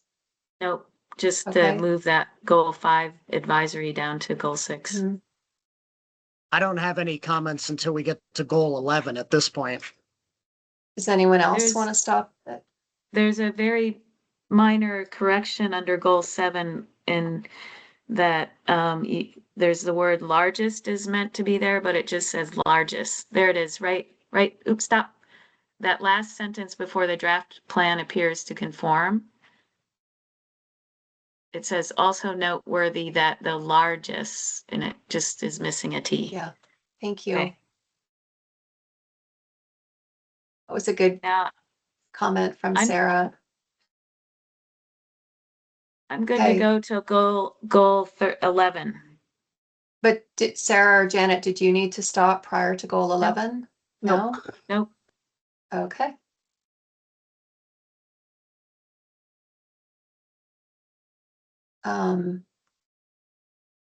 Yeah, so go ahead. This is the sort of narrative summary and then insufficient information, but I don't know if that's necessarily where the board was landing on it. Yeah, so my comment on this is that I think like before, the plan actually complies with this goal 11, the way it's worded in statute. Any deficiencies that we're noting regarding the need to tie housing needs to demographics would be better addressed in the housing element section, which is element 9, rather than under goal 11. I think the statutory language and the plan are good. I don't think there's a problem here. I would agree. That's basically my comment on this draft part here, Alex, and Sarah's thumbs upping. So I think just move this to the housing element section. Okay. And same thing with the advisory recommendations. You think they should all appear under the goal and not the element and not the goal? I think that first one is appropriate for this one. Yeah, I don't know that it really matters on advisory recommendations. So Yeah. just to keep it easy, I would say just leave them here. Yeah. Well, except that last one, I think you should move that. Oh, right. Yes, policy 12 is one of those mandatory things that we were going to talk more about. So yeah, that one should probably go to element 9. Well, and also, the one about accommodating 60% of regional housing targets in growth areas should go to the element section as well. Because it's not part of what goal 11 doesn't say you should accommodate most of your housing in the centers. So do you want to keep these 3 here is fine, the first 3, and then the 4th one Yeah. gets moved into element 9? Yeah. 4th and 5th. Yeah. Oh.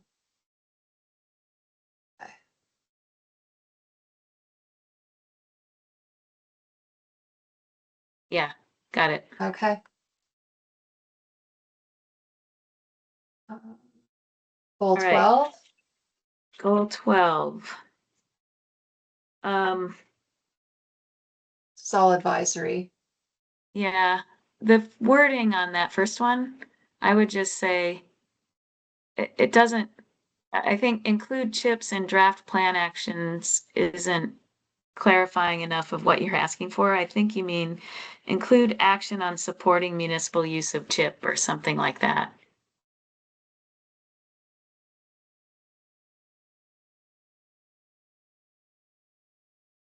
And CHIP, period. Program. Yeah. And I would take out draft plan actions, just take everything out to the end there. We're hoping that they're putting it in their final plan, not just a draft. Mm-hmm.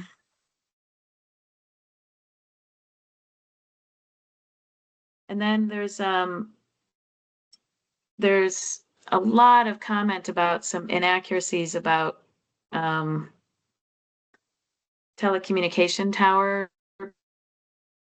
And I would like to pare that way down to just say, fix it and not tell them and not give them all that information in the response. Does anyone else feel similarly about that? I agree. I'm a less is more guy, but I don't really care. So sure, it's Okay. easier to get. So Just just pare clean this it up. down to a Just few say that- sentences. Yeah, just say that, some of the discussion is inaccurate and consider Yeah.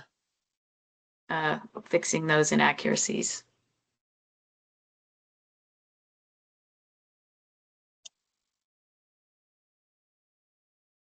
I'm ready to move on to goal 13 whenever the rest of you are. There was something about 27 and 28. Oh, can we separate those as 2 bullet points? I find it kind of cumbersome the way it is. I was trying to make it more efficient, but yes, they could Yeah. certainly be separated. Okay. And then I'm good to go to the next goal. Let us know when you're ready, Kirsten. I just want to make sure we give you time to make your Oh, I'm notes. good. I'm down. I mean, I think I got it. Just separate that. Okay. Yep. Okay. Yeah, my comment on goal 13 is similar to before. I think we should say that the plan does not appear to conform, not that we're unable to determine. Yeah. And This is that what I think is lacking actually with regard to childcare is, and maybe I missed it, so somebody correct me if I'm wrong, but like a little bit of data about childcare in the region. I'm like in some of the other plans, they talk about, number of centers and a little bit of demographic information. And then there's some, usually broad policy statements about encouraging more and helping coach municipalities on how to change their zoning so it's not exclusionary with regard to these centers, which this plan does a little bit of, but I think it lacks the sort of basic data or even just a paragraph or two talking specifically about childcare.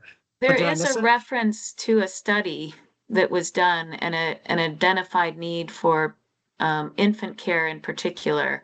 So that was there. I think what's not there is the let's see, the wording is sorry, just a second. I lost my What was the financing infrastructure and business Yeah, assistance piece that. that I think you would flag, Janet? Yeah, I thought that was what was missing. Yeah, And the statute specifically calls for it, so that's why I felt like it needed to be Yeah, called out.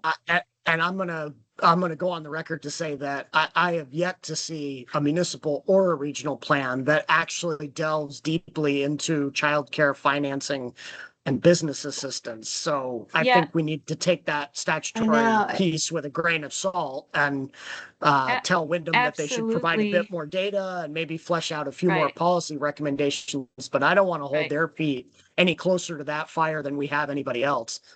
Right, and Agreed. I don't think that we are necessarily, Alex, because others do have more discussion of that, and others are making reference to the new law that provides for that kind of financing.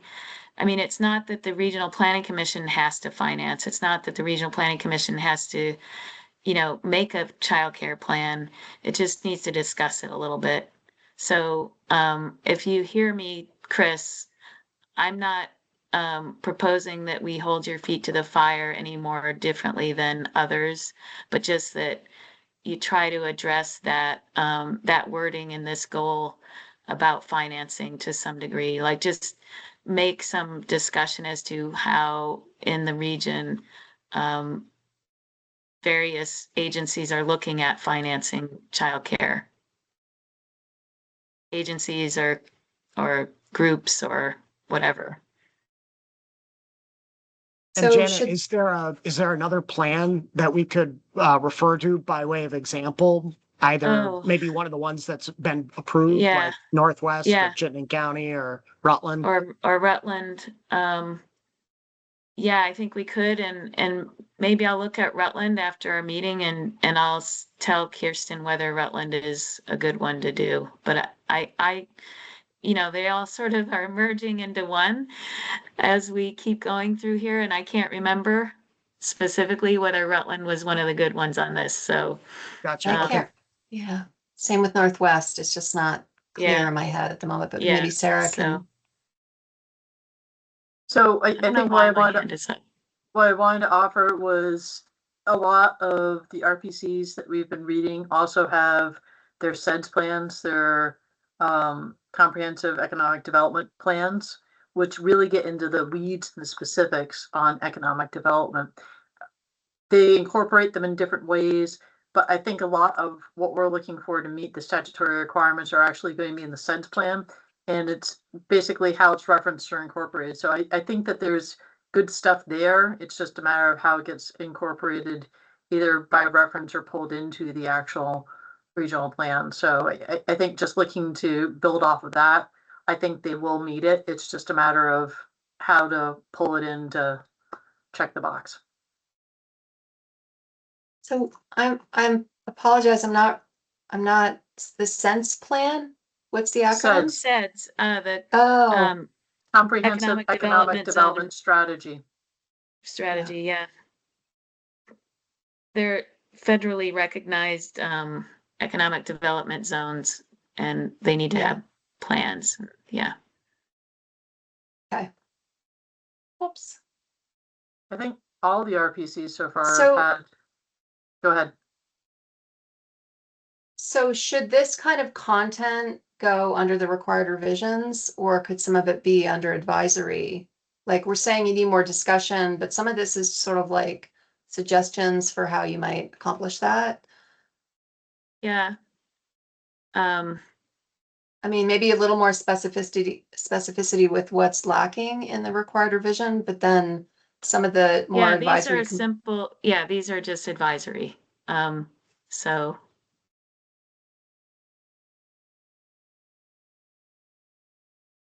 And Okay, for the required revisions, I would say that I'm not even sure that they need more implementation actions. What they need is more discussion of financing. And Alex, Agreed. maybe, did you want Agreed. more discussion of demographics or? I mean, they do address a study that identified infant care as Oh. particularly of need in this region. Is there a childcare section though? Is there a paragraph that's labeled childcare? Did I Yeah. just miss a section? Because I was It's looking for early it and I didn't. It's in the early childhood education and childcare. So Okay. it's a couple of, it's 3 or 4 paragraphs, I think. Okay. My bad then. Do you want to make specific reference to the infant childcare information here? No, No, okay. No. Sorry, my fingers are I'm just telling Alex that they did make reference to some data, at least sort of obliquely. Right. Tangentially, right. It's not in the Yeah. plan, but it refers to something that has the data if you're willing to go find that something. Right. So Kirsten, you have the unenviable task of trying to get all of our thoughts crystallized here, Oh. but I'm ready to move on. That's to okay. I think I goal, got it. Yeah, I'm ready to move on to the next goal that I have comments on. I think it's 15. I'll just Did note anyone have that anything on that- 14? on 14, just that I had recommended that advisory comment from number 5 come to this Yeah, section. that'll Okay, happen. I'm okay. not gonna denote it twice, but I'll make sure that gets done. And then under the environmental justice, Yeah, my comment here was that, boy, they were close, like closer Yeah. than NVDA, which I think some of this language is cobbed from.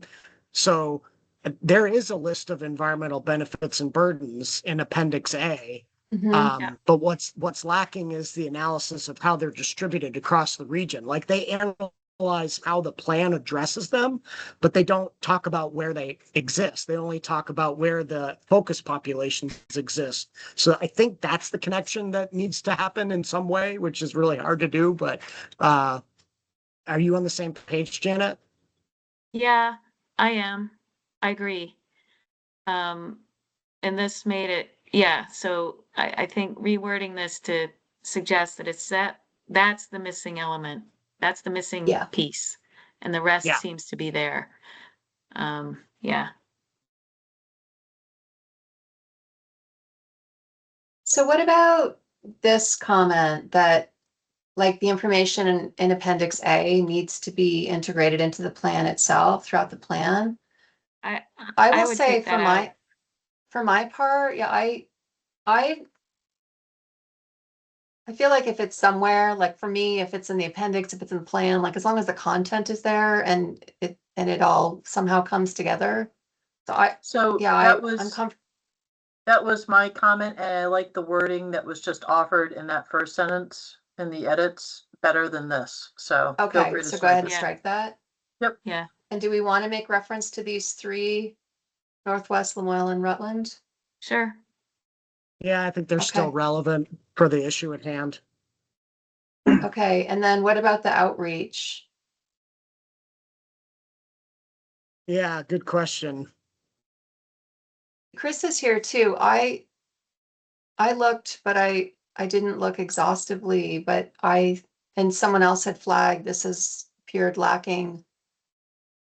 I mean, there can't was remember if there was that was some me. there was some mention, but it wasn't, it was sort of part of the overall public engagement. Chris, do you have a recollection of how you specifically reached EJ focus populations? Yeah, we can flesh that out more. Can you hear me okay? Yeah. Okay. We were talking about this in the office Friday. But like one of the things we did, right, one of the main issues we have is housing, lack thereof, right? And where housing is housing where it's appropriate? Does it put people at risk because it's in flood hazard areas?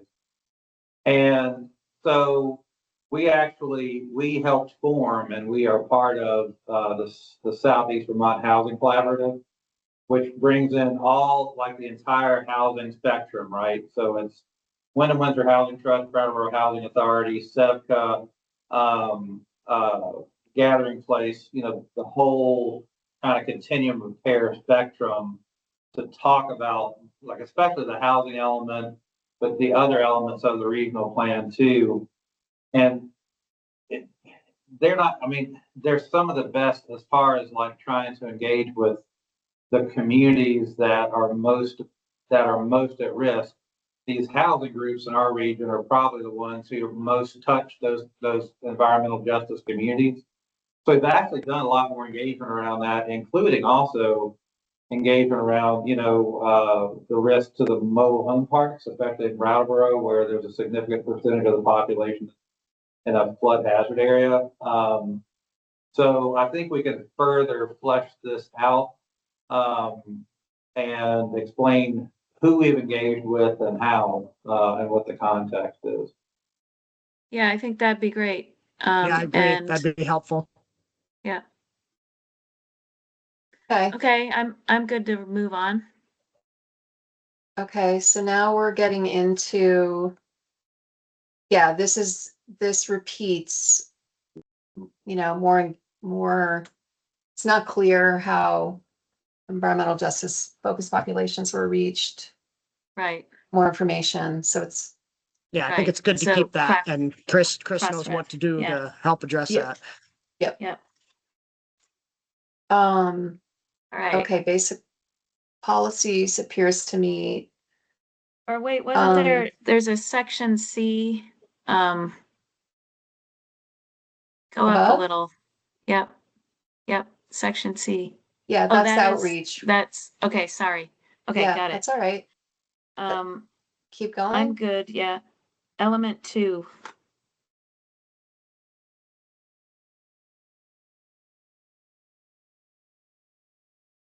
And I would here say, make a reference to goal 5, because we said that it didn't comply with goal 5. And just say, the elements there, but note that there was a deficiency identified relative to goal 5. So Jana, are you saying for this element 2, we should conclude that the plan does appear to conform, but see goal 5 for some non-conformance Specific- issues? Or are you Yeah. saying that it does not conform with No, I element think 2? it conforms, but I think we should cross-reference to goal 5, because in goal 5, we say they're missing those Well, 2 pieces that sound like everybody was missing. so that's Yeah. basically what this Yeah. says. It says it's unable to determine because there's No, insufficient information as right, identified I under think goal we should 5. say that it complies with the element, but that there are some specific things that goal 5 requires that need to be added, and all we do is Ah. cross-reference. So I think the element meets. Yeah, I was of the same mind, Kirsten, that in this example, the plan met this element, and we could deal with the non-conformance in goal 5. Well, we've already dealt with that, and they'll address that as a part of goal 5, but that we don't need more from them or more from the plan with regard to element 2. Right. Okay.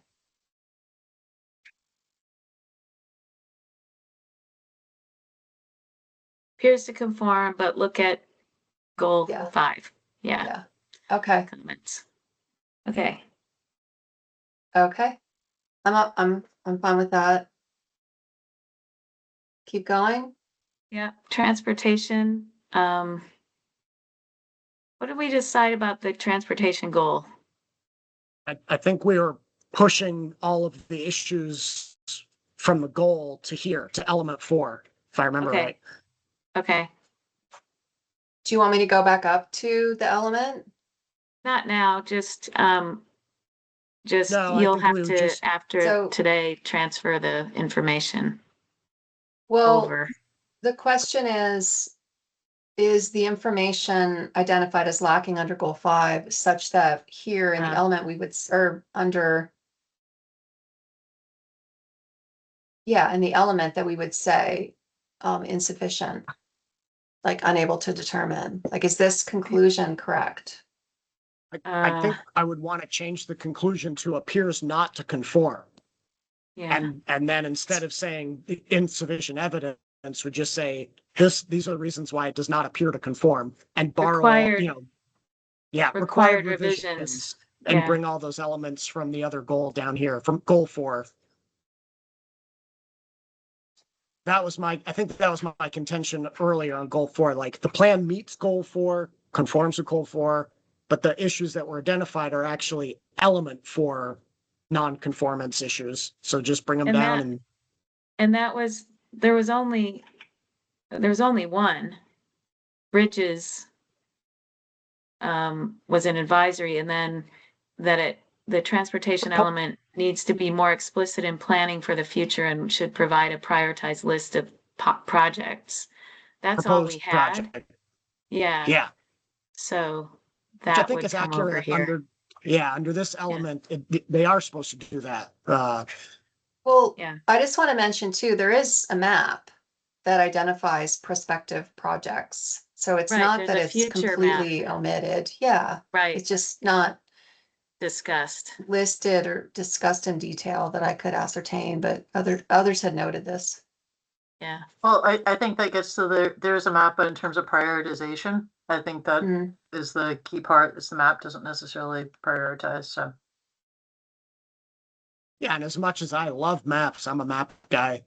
Words are necessary to interpret maps, and the element statutory requirement says that the transportation element of the plan has to consist of a statement of present and prospective transportation and circulation facilities and a map. So we want both.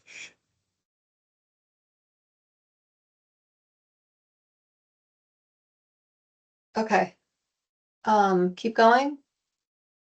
sure. Utility and facility. There's a bunch of advisory. But we said the draft contemplates, appears to me, but Yeah. then a bunch of advisory. I'm good. Some of it was, map legibility, cell service. Yeah, Yeah, I'm happy to jump to element 7 whenever we're Yeah. ready. me too. Okay. I feel like it meets this element. I'd like to say that it meets this element. But the draft doesn't say that. It says that we're unable to determine.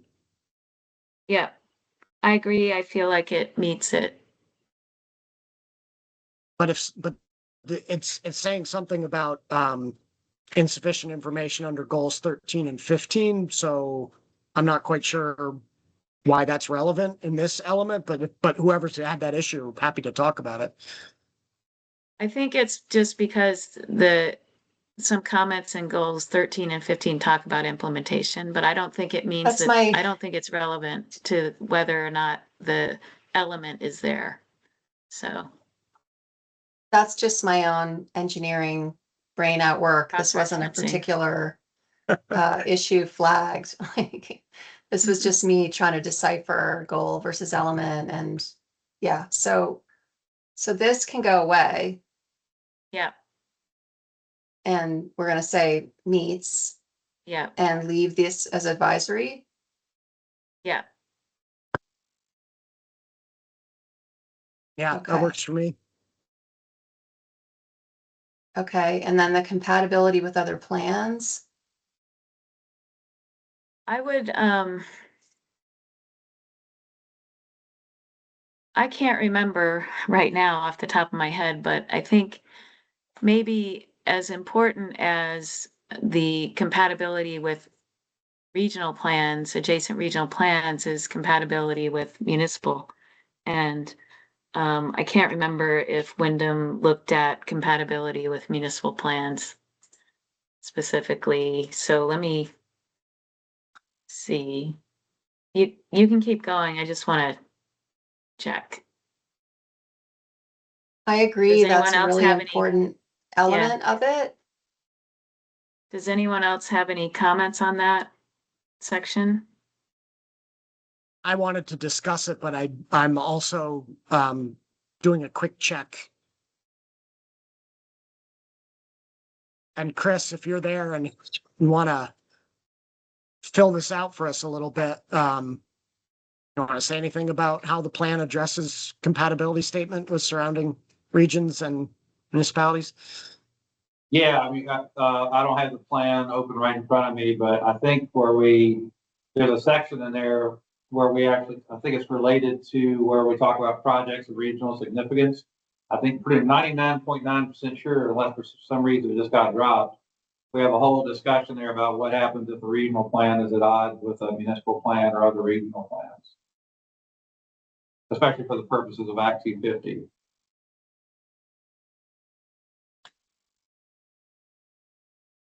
I'm going off of memory.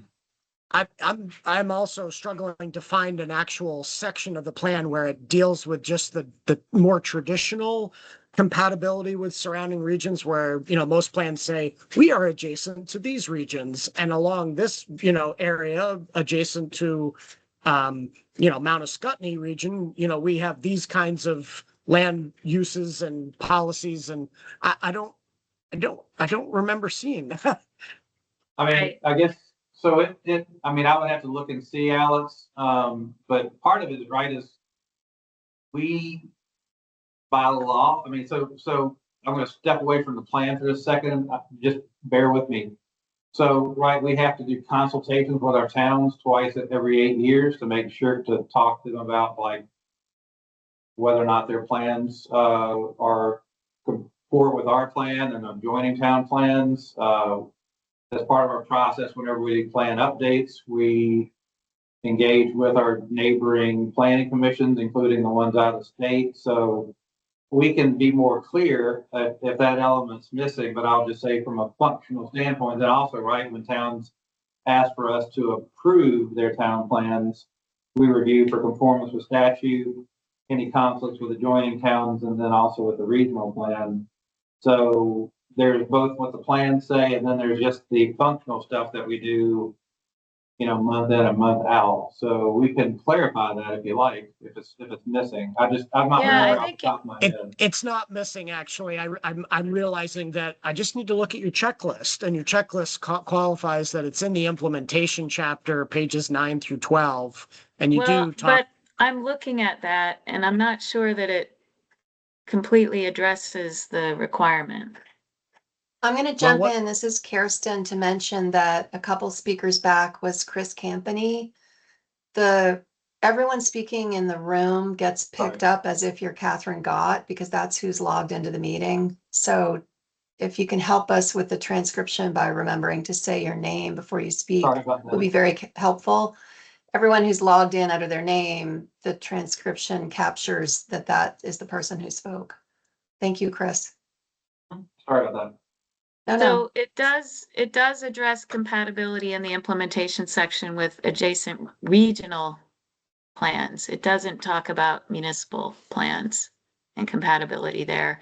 And I hear you about the regional impact section, Chris, but this is just a compatibility section that should be separate from whether the regional plan takes precedence in a case where there's regional implications. So I think a statement indicating how the regional plan relates to adjacent municipalities and regions. I also think that it's funny the way that statute is worded here. And I think that most regional planning commissions interpret that as not just adjacent municipalities, but their own member municipalities and their plan being compatible with them. And most of them comment on that more than they comment on the municipal plans of adjacent municipalities. So, yeah, I also find that section of statute awkwardly phrased, but at the same time, Janet, on page 9 of their implementation chapter, they have a paragraph on municipal plans in the Windham region. They do.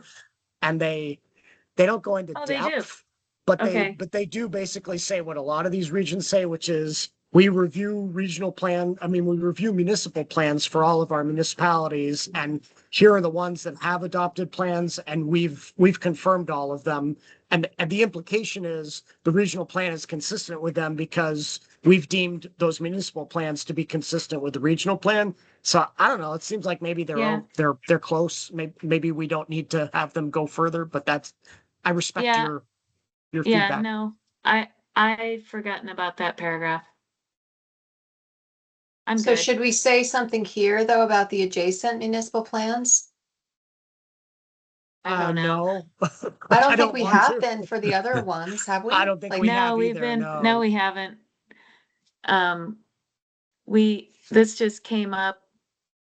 I mean, we just noticed this recently that, oh, it's adjacent municipalities, not and member regions, municipalities yeah. or, yeah. Yeah, So, I would propose we flip this to the draft regional plan appears to meet this requirement and yeah, get rid of the insufficient information and just move Yeah. on. yeah, me too. Sarah, you okay with that? Okay, So. Okay, I'm just. Oops. It's very humid where I am and my fingers are sticky. sticking? Yes, that's why like my typing's deteriorating. Okay, and then just you want to get rid of this altogether? Yes. Okay. Can you tell me again where you found it? It was in, Page 9 of the implementation chapter. Not 9 through 12, actually, pages 9 Yeah. through 12 of the implementation chapter.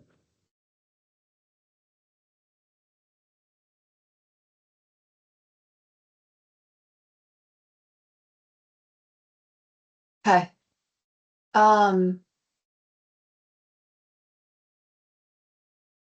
Move on to housing. Yeah,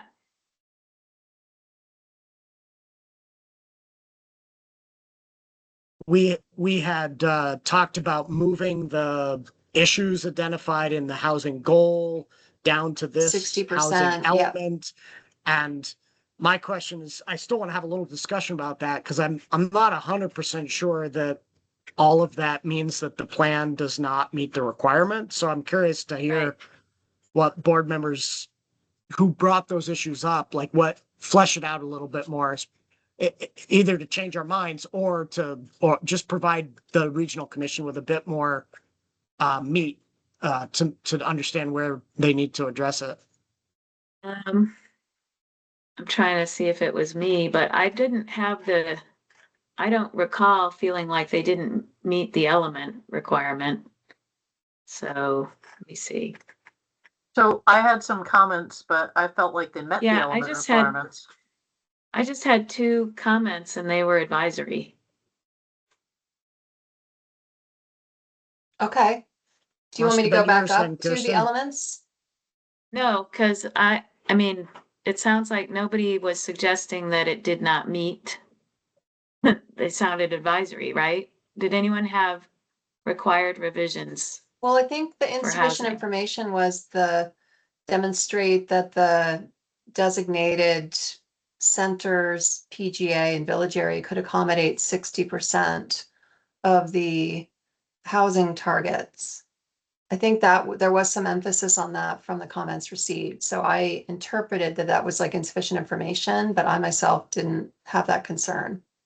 So I think So what I I did requested have was that. more detail was needed Yeah. on the proposed methodology for the 60%. But I'm Same fine here. with that. Okay. Okay, so this is changed to appears to conform. Appears to conform, but consider giving us more information on that 60% regional housing target. Right.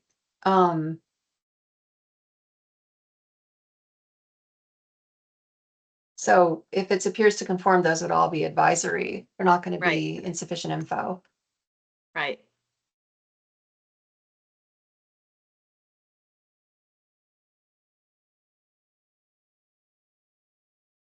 Okay. Okay.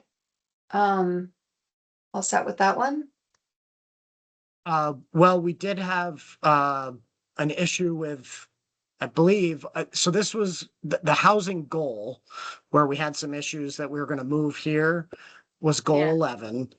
And, one of the items listed under goal 11 was policy 12 with regard Oh, to housing for, major Act 250 applications that will create 50 new full-time equivalent positions or more shall provide evidence that there is existing available affordable housing stock within a 30-mile commuter shed. And somewhere we need to address that because I think we all feel like that policy is problematic.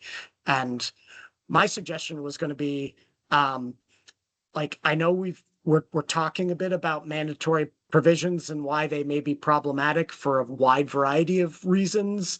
But I think the cleanest way to demonstrate or discuss why a mandatory provision like this is problematic is to highlight the fact that it's potentially inconsistent with other required statutory provisions, particularly goals and elements of a regional plan. And so in this one, I'm thinking like, I would love for us to cite like why it's problematic, either because it could create inconsistencies with a municipal plan, or that it could create inconsistencies with the economic development element of the plan and of the statutory requirement, and that like this level of specificity can work against those other planning goals and requirements and therefore should be softened or eliminated. Sorry, that was very wordy, but I'm trying to make it specific to goals and elements and consistency therein, rather than just whining about how it's going to make our Act 250 district commissions have a hard time, enforcing it, which it will. But from a plan conformance element, it seems like we should keep the discussion about that. Chris, is that you with your hand up in the room? Yeah, do you mind if I make a comment that might help you on this one? Go ahead. Or maybe not. So this policy language predates me. I've been in the position for 16 years. And I don't know that this has proven problematic for the District Environmental Commission. Because if you read it, now I would love to actually strike the when appropriate. I agree that that is vague language. But what it says is it says, for major Act 250 applications for development that will create 50 new full-time equivalent positions shall provide evidence that there is existing available and affordable housing stock for the new employees within a 30-mile commuter shed. Can they provide the evidence or not? That's all we're asking them to provide. We're not telling them to build the housing. We're asking them to demonstrate, does that exist? And the answer may be, no, we can't. In which case, we then know that, the District Environmental Commission knows that. We can't force anybody to build housing, right? Regional commissions can barely, we can't force anybody to do anything. But that is basically the intent of that has always been to say, are you thinking about this? Have you thought about housing? Do you know where your employees are going to be housed? And this is particularly relevant in our rural region with major resort centers where, a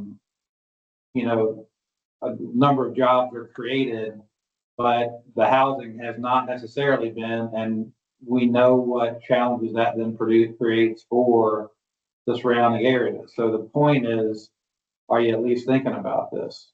And that's why that language is more prescriptive than most, because we've been living this. Remember, Act 250 was born in the Wyndham region, and a lot of it had to do with housing around resort areas. And so this was something that's been in place for, I think, at least 20 years, and it hasn't caused a kerfuffle yet that I'm aware of. Thank you, Chris. Yeah, I need to say a little more on that. I just need to find the actual portion of the plan, and I'm scrolling, so give me a moment. Someone else can go next. Well, I don't have anything else on this I'm section. just trying to provide context for what that Yeah. is.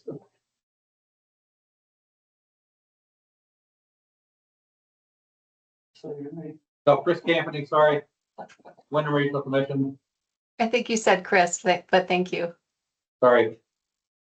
Right, Okay. so here's what I need to say, Chris, is that, it, the first couple sentences talk about providing the evidence.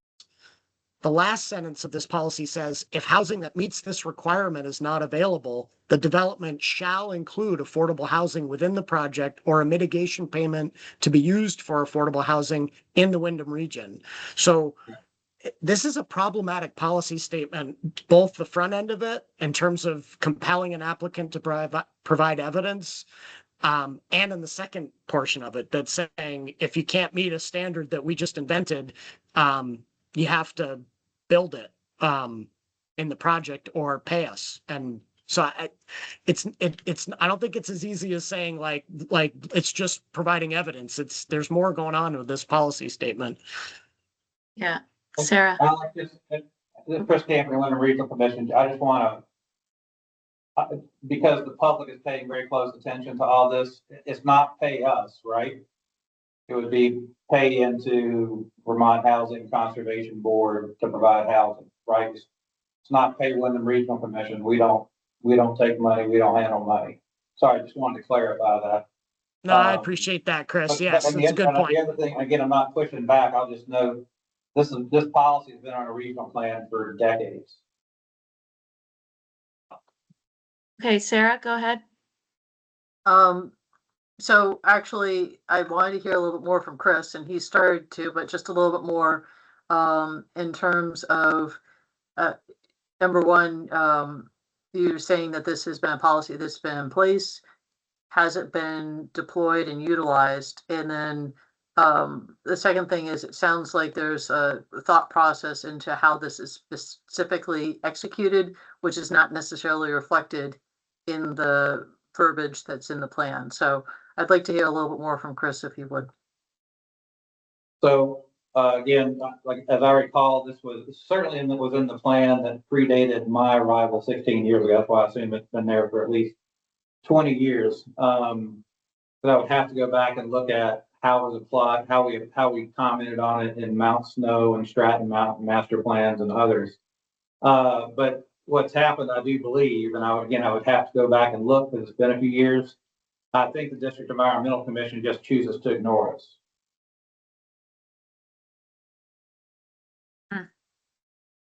Okay, well, I think we do want to see a little more discussion of this policy, if it's going to stay.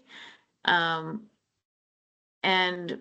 we do need more information about it in order to make a determination about it. So, Sure. I don't know that we can say that the plan, I wouldn't say that the plan doesn't conform because of it, but I think we need more information and discussion about this. And I'm just gonna do a time check quickly here. Our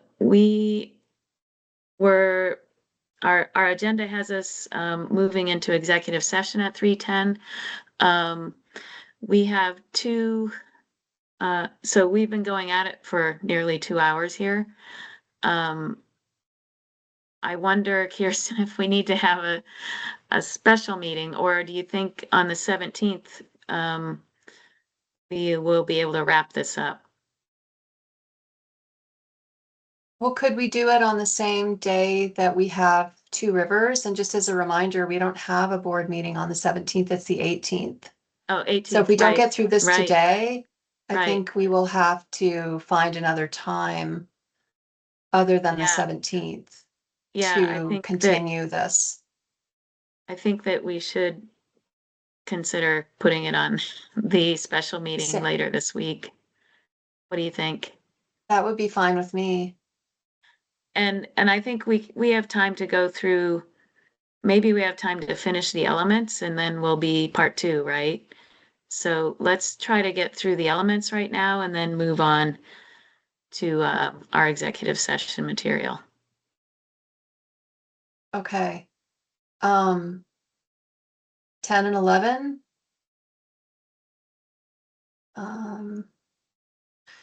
So Janet, you had flagged this question that I highlighted, Oh, if the yeah, policy statement and the that was- overlay maps is, I don't know. Yeah, and then there were some comments about flood hazard areas within village areas and village centers, which On I the- think they don't need to be taken out for those. It's just planned growth areas. So I don't think we need to address this. Yeah, What do others I- think? I'm okay with the use of overlays and the policy statement as written. I am as well. Okay. Okay.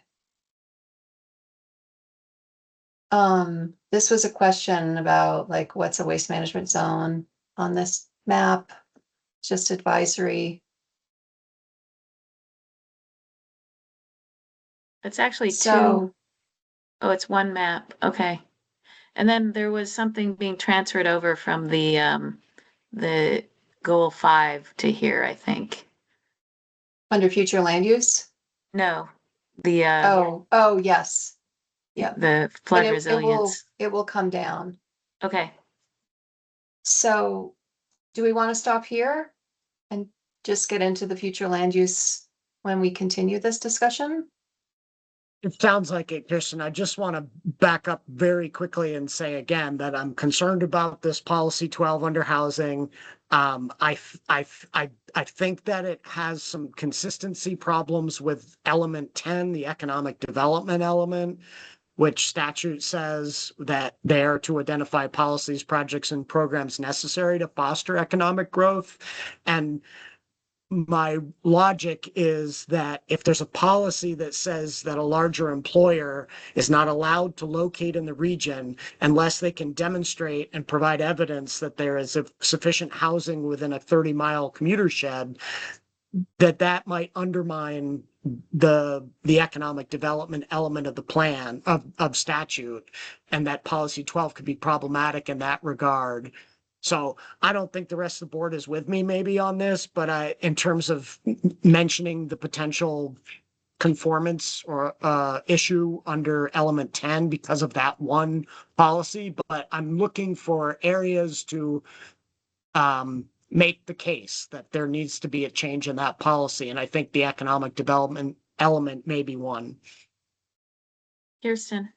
So I agree with you, Alex. And the other thing that I think the board needs to consider with respect to any mandatory type language is whether or not the language is aligned with content in the municipal plan, like make known, and maybe the board feels that's sufficiently addressed through the general statement of consideration of the municipal plans, but I think that for each one of these, if we're gonna review them individually and specifically, we should ask for that verification.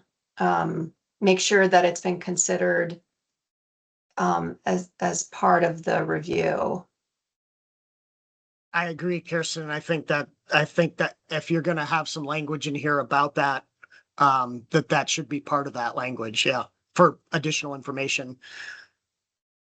Sarah. Well, Oh, sorry. no, Go ahead, Sarah. Kirsten. Go ahead, Well, Kirsten. I just want to mention too, I think there are some other policies, because I was contemplating that we would have kind of a holistic conversation about this topic, but we're doing this more specific individual content review.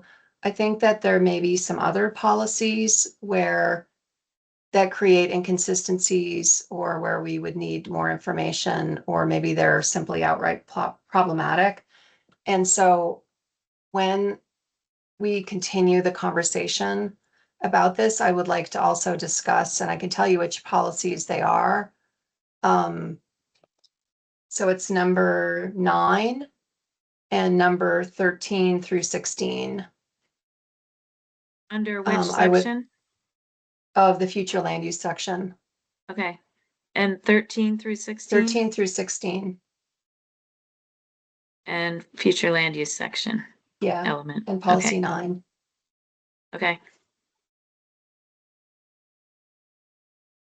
Okay, Sarah? So a couple of things. The first is, I think to Alex's point is, I'm just asking for more information at this point. I think that, given what I've heard today, that this language has been in the plan for, decades and possibly even applied, is I'd like to know more about that. I'm also aware that there is the whole SEDS plan. A lot of the regional planning entities do very comprehensive economic development planning, which is not necessarily reflected directly in the plan. So I think that there's more information that we need to hear on that front, Alex. So I'm not disagreeing or agreeing at this point. I'm just saying I'd really love to consider more information, learn more. I think the other thing that I want to point out, though, is unfortunately we are going to lose Alex after today in terms of continuing this conversation. And so I think he has some very valuable viewpoints on it. I'm afraid he's not going to be around for a discussion on the future land use map. So I understand that we can't continue on and formally get through this all today, but I just want to point that out, that we're going to be down one if we postpone this conversation to later in the week. Thanks, Sarah. That's why I was being so talkative today. So you've heard me, and the three of you can take it the rest of the way. Alex, is I- there nothing else you want to get off your chest today about No, the but I WRC actually- plan? I actually want to just say thank you to Chris for being here and helping Yeah. us to provide some color and answer some questions. It's really helpful to have you here, and we're talking about you and your plan, not so much you. We're talking about your plan, and thank you for being part of that conversation. And also thanks to Kirsten for pointing out which of the policy provisions you would like to talk further about, that number 9 and 13 through 16 in the future land use. Like, that was going to be my immediate question, was like, Kirsten, you've lived and breathed this plan. Which are the policy provisions that, have some, need some more discussion? So thanks for identifying those. And if I have any thoughts on those, I'll forward them to you sometime late tonight before I disappear. Great. Thank you. Okay, thanks, Alex. Is that you, Chris, that would like Yeah. to say something? Just- Okay, go just- ahead. Yeah, Chris Campany, Winter Regional Commission. First, thanks for all the time you guys have put into this, and this has been a great discussion. It's been very helpful to hear the conversation among you guys about how you're trying to work all this out. There's a question that, well, it's not for the future land use map discussions, not getting into that right now, but just something I'm just gonna ask you guys to ponder. As I recall, there were a couple of villages where there was suggestion about adoption of river corridor bylaws. And what I'm suggesting to towns, just so you're aware, is I don't know, unless you're really jonesing to do it, a lot of towns have really struggled to adopt river corridor bylaws anyway, because they already struggle enough with implementing their regular flood hazard bylaws. I've noted to them that, assuming the Flood Safety Act continues to stay in place, the state's going to take over regulation of river corridors in January 2028. And my concern is that if we kind of push towns now towards river corridor bylaw adoption, that ultimately I assume the state rules would supersede. But I'm part of the working group that's been talking about what does that look like, especially how you apply that in already developed areas. And just something for you guys to ponder in your comments to us and others is, I know what statute says, and you have to go by what statute says, but then there's a practical reality of what does it mean for communities to adopt river corridor bylaws, given the pending state regulation, assuming that goes forward. So not looking for answers or anything, but just wanted to because I've been kind of deep in that discussion, just kind of wanted to throw that out to you. As far as, considerations that we might go back to towns with as far as adopting the river corridor bylaws. Believe me, I'm for life safety reasons, right? There's a lot of good reasons to do it. I just want to make sure though that we've got consistency among the policies, that they understand what's coming in a couple of years, and et cetera. So anyway, just wanted to put that out there. And Chris, will one of your staffers be able to join us on Thursday afternoon, do you think, if we take this up again on Thursday? This Thursday afternoon? Yeah. All of our seniors, I think, are gone. I'm looking to see if I can, this coming Thursday. Yeah. What time? We were gonna start at 2. We were gonna take on the Two Rivers Ottaquiche response and then move on to you. I've got my finance committee meets from 2 to 2:30. Okay, so if I we could do join- Two I could Rivers join you first. I could join you after. Yeah, okay. Thank you. Sarah. I just wanted to respond to what Chris offered, and absolutely, two competing 121 and 181 of 2024 legislative, and absolutely, unfortunately, we're building a plane and flying it while A&R is building a plane and looking to fly it too. And I think just to be responsive, you reflected absolutely what's in statute in terms of particularly with regard to the PGAs and only being able to accommodate infill within floodplains. I think it's just been something that we've offered uniformly to all the RPCs. And when you recognize that there's an area that isn't quite infill, but it really might want to belong in a PGA, but we can't necessarily include it because of the river corridor issue. So I absolutely understood, and it's one of the flukes of this in-between time that we're in. But I think it's well put, and I think it is something that we've considered, and I think we'll continue to consider it. So thank you.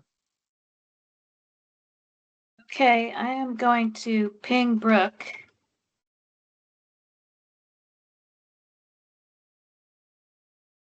Thank you, Chris. Thank y'all. See you Thursday.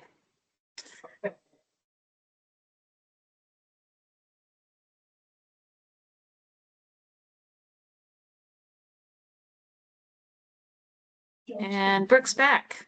That's quick, Brooke. Okay. We are ready to move into executive session. Do we have a motion?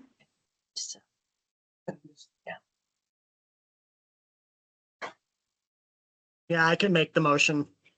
Thank you, Alex. Yeah, so I move we enter executive session to discuss enforcement proceedings and get advice from our attorneys on various and sundry matters. With the acknowledgement that the premature disclosure of this information to the public would substantially disadvantage the board. Thank you. I'll second that. Thank you. Any discussion? Okay. I will ask for a roll call vote. Janet Hurley, I vote aye. Alex? Alex Weinhagen, aye. Sarah? Sarah had aye. Kirsten? Kirsten Sultan, aye. And Brooke? Brooke Dingeldine, aye. Okay, so the board will enter executive session and will report back out to this meeting when we are through. So stay tuned.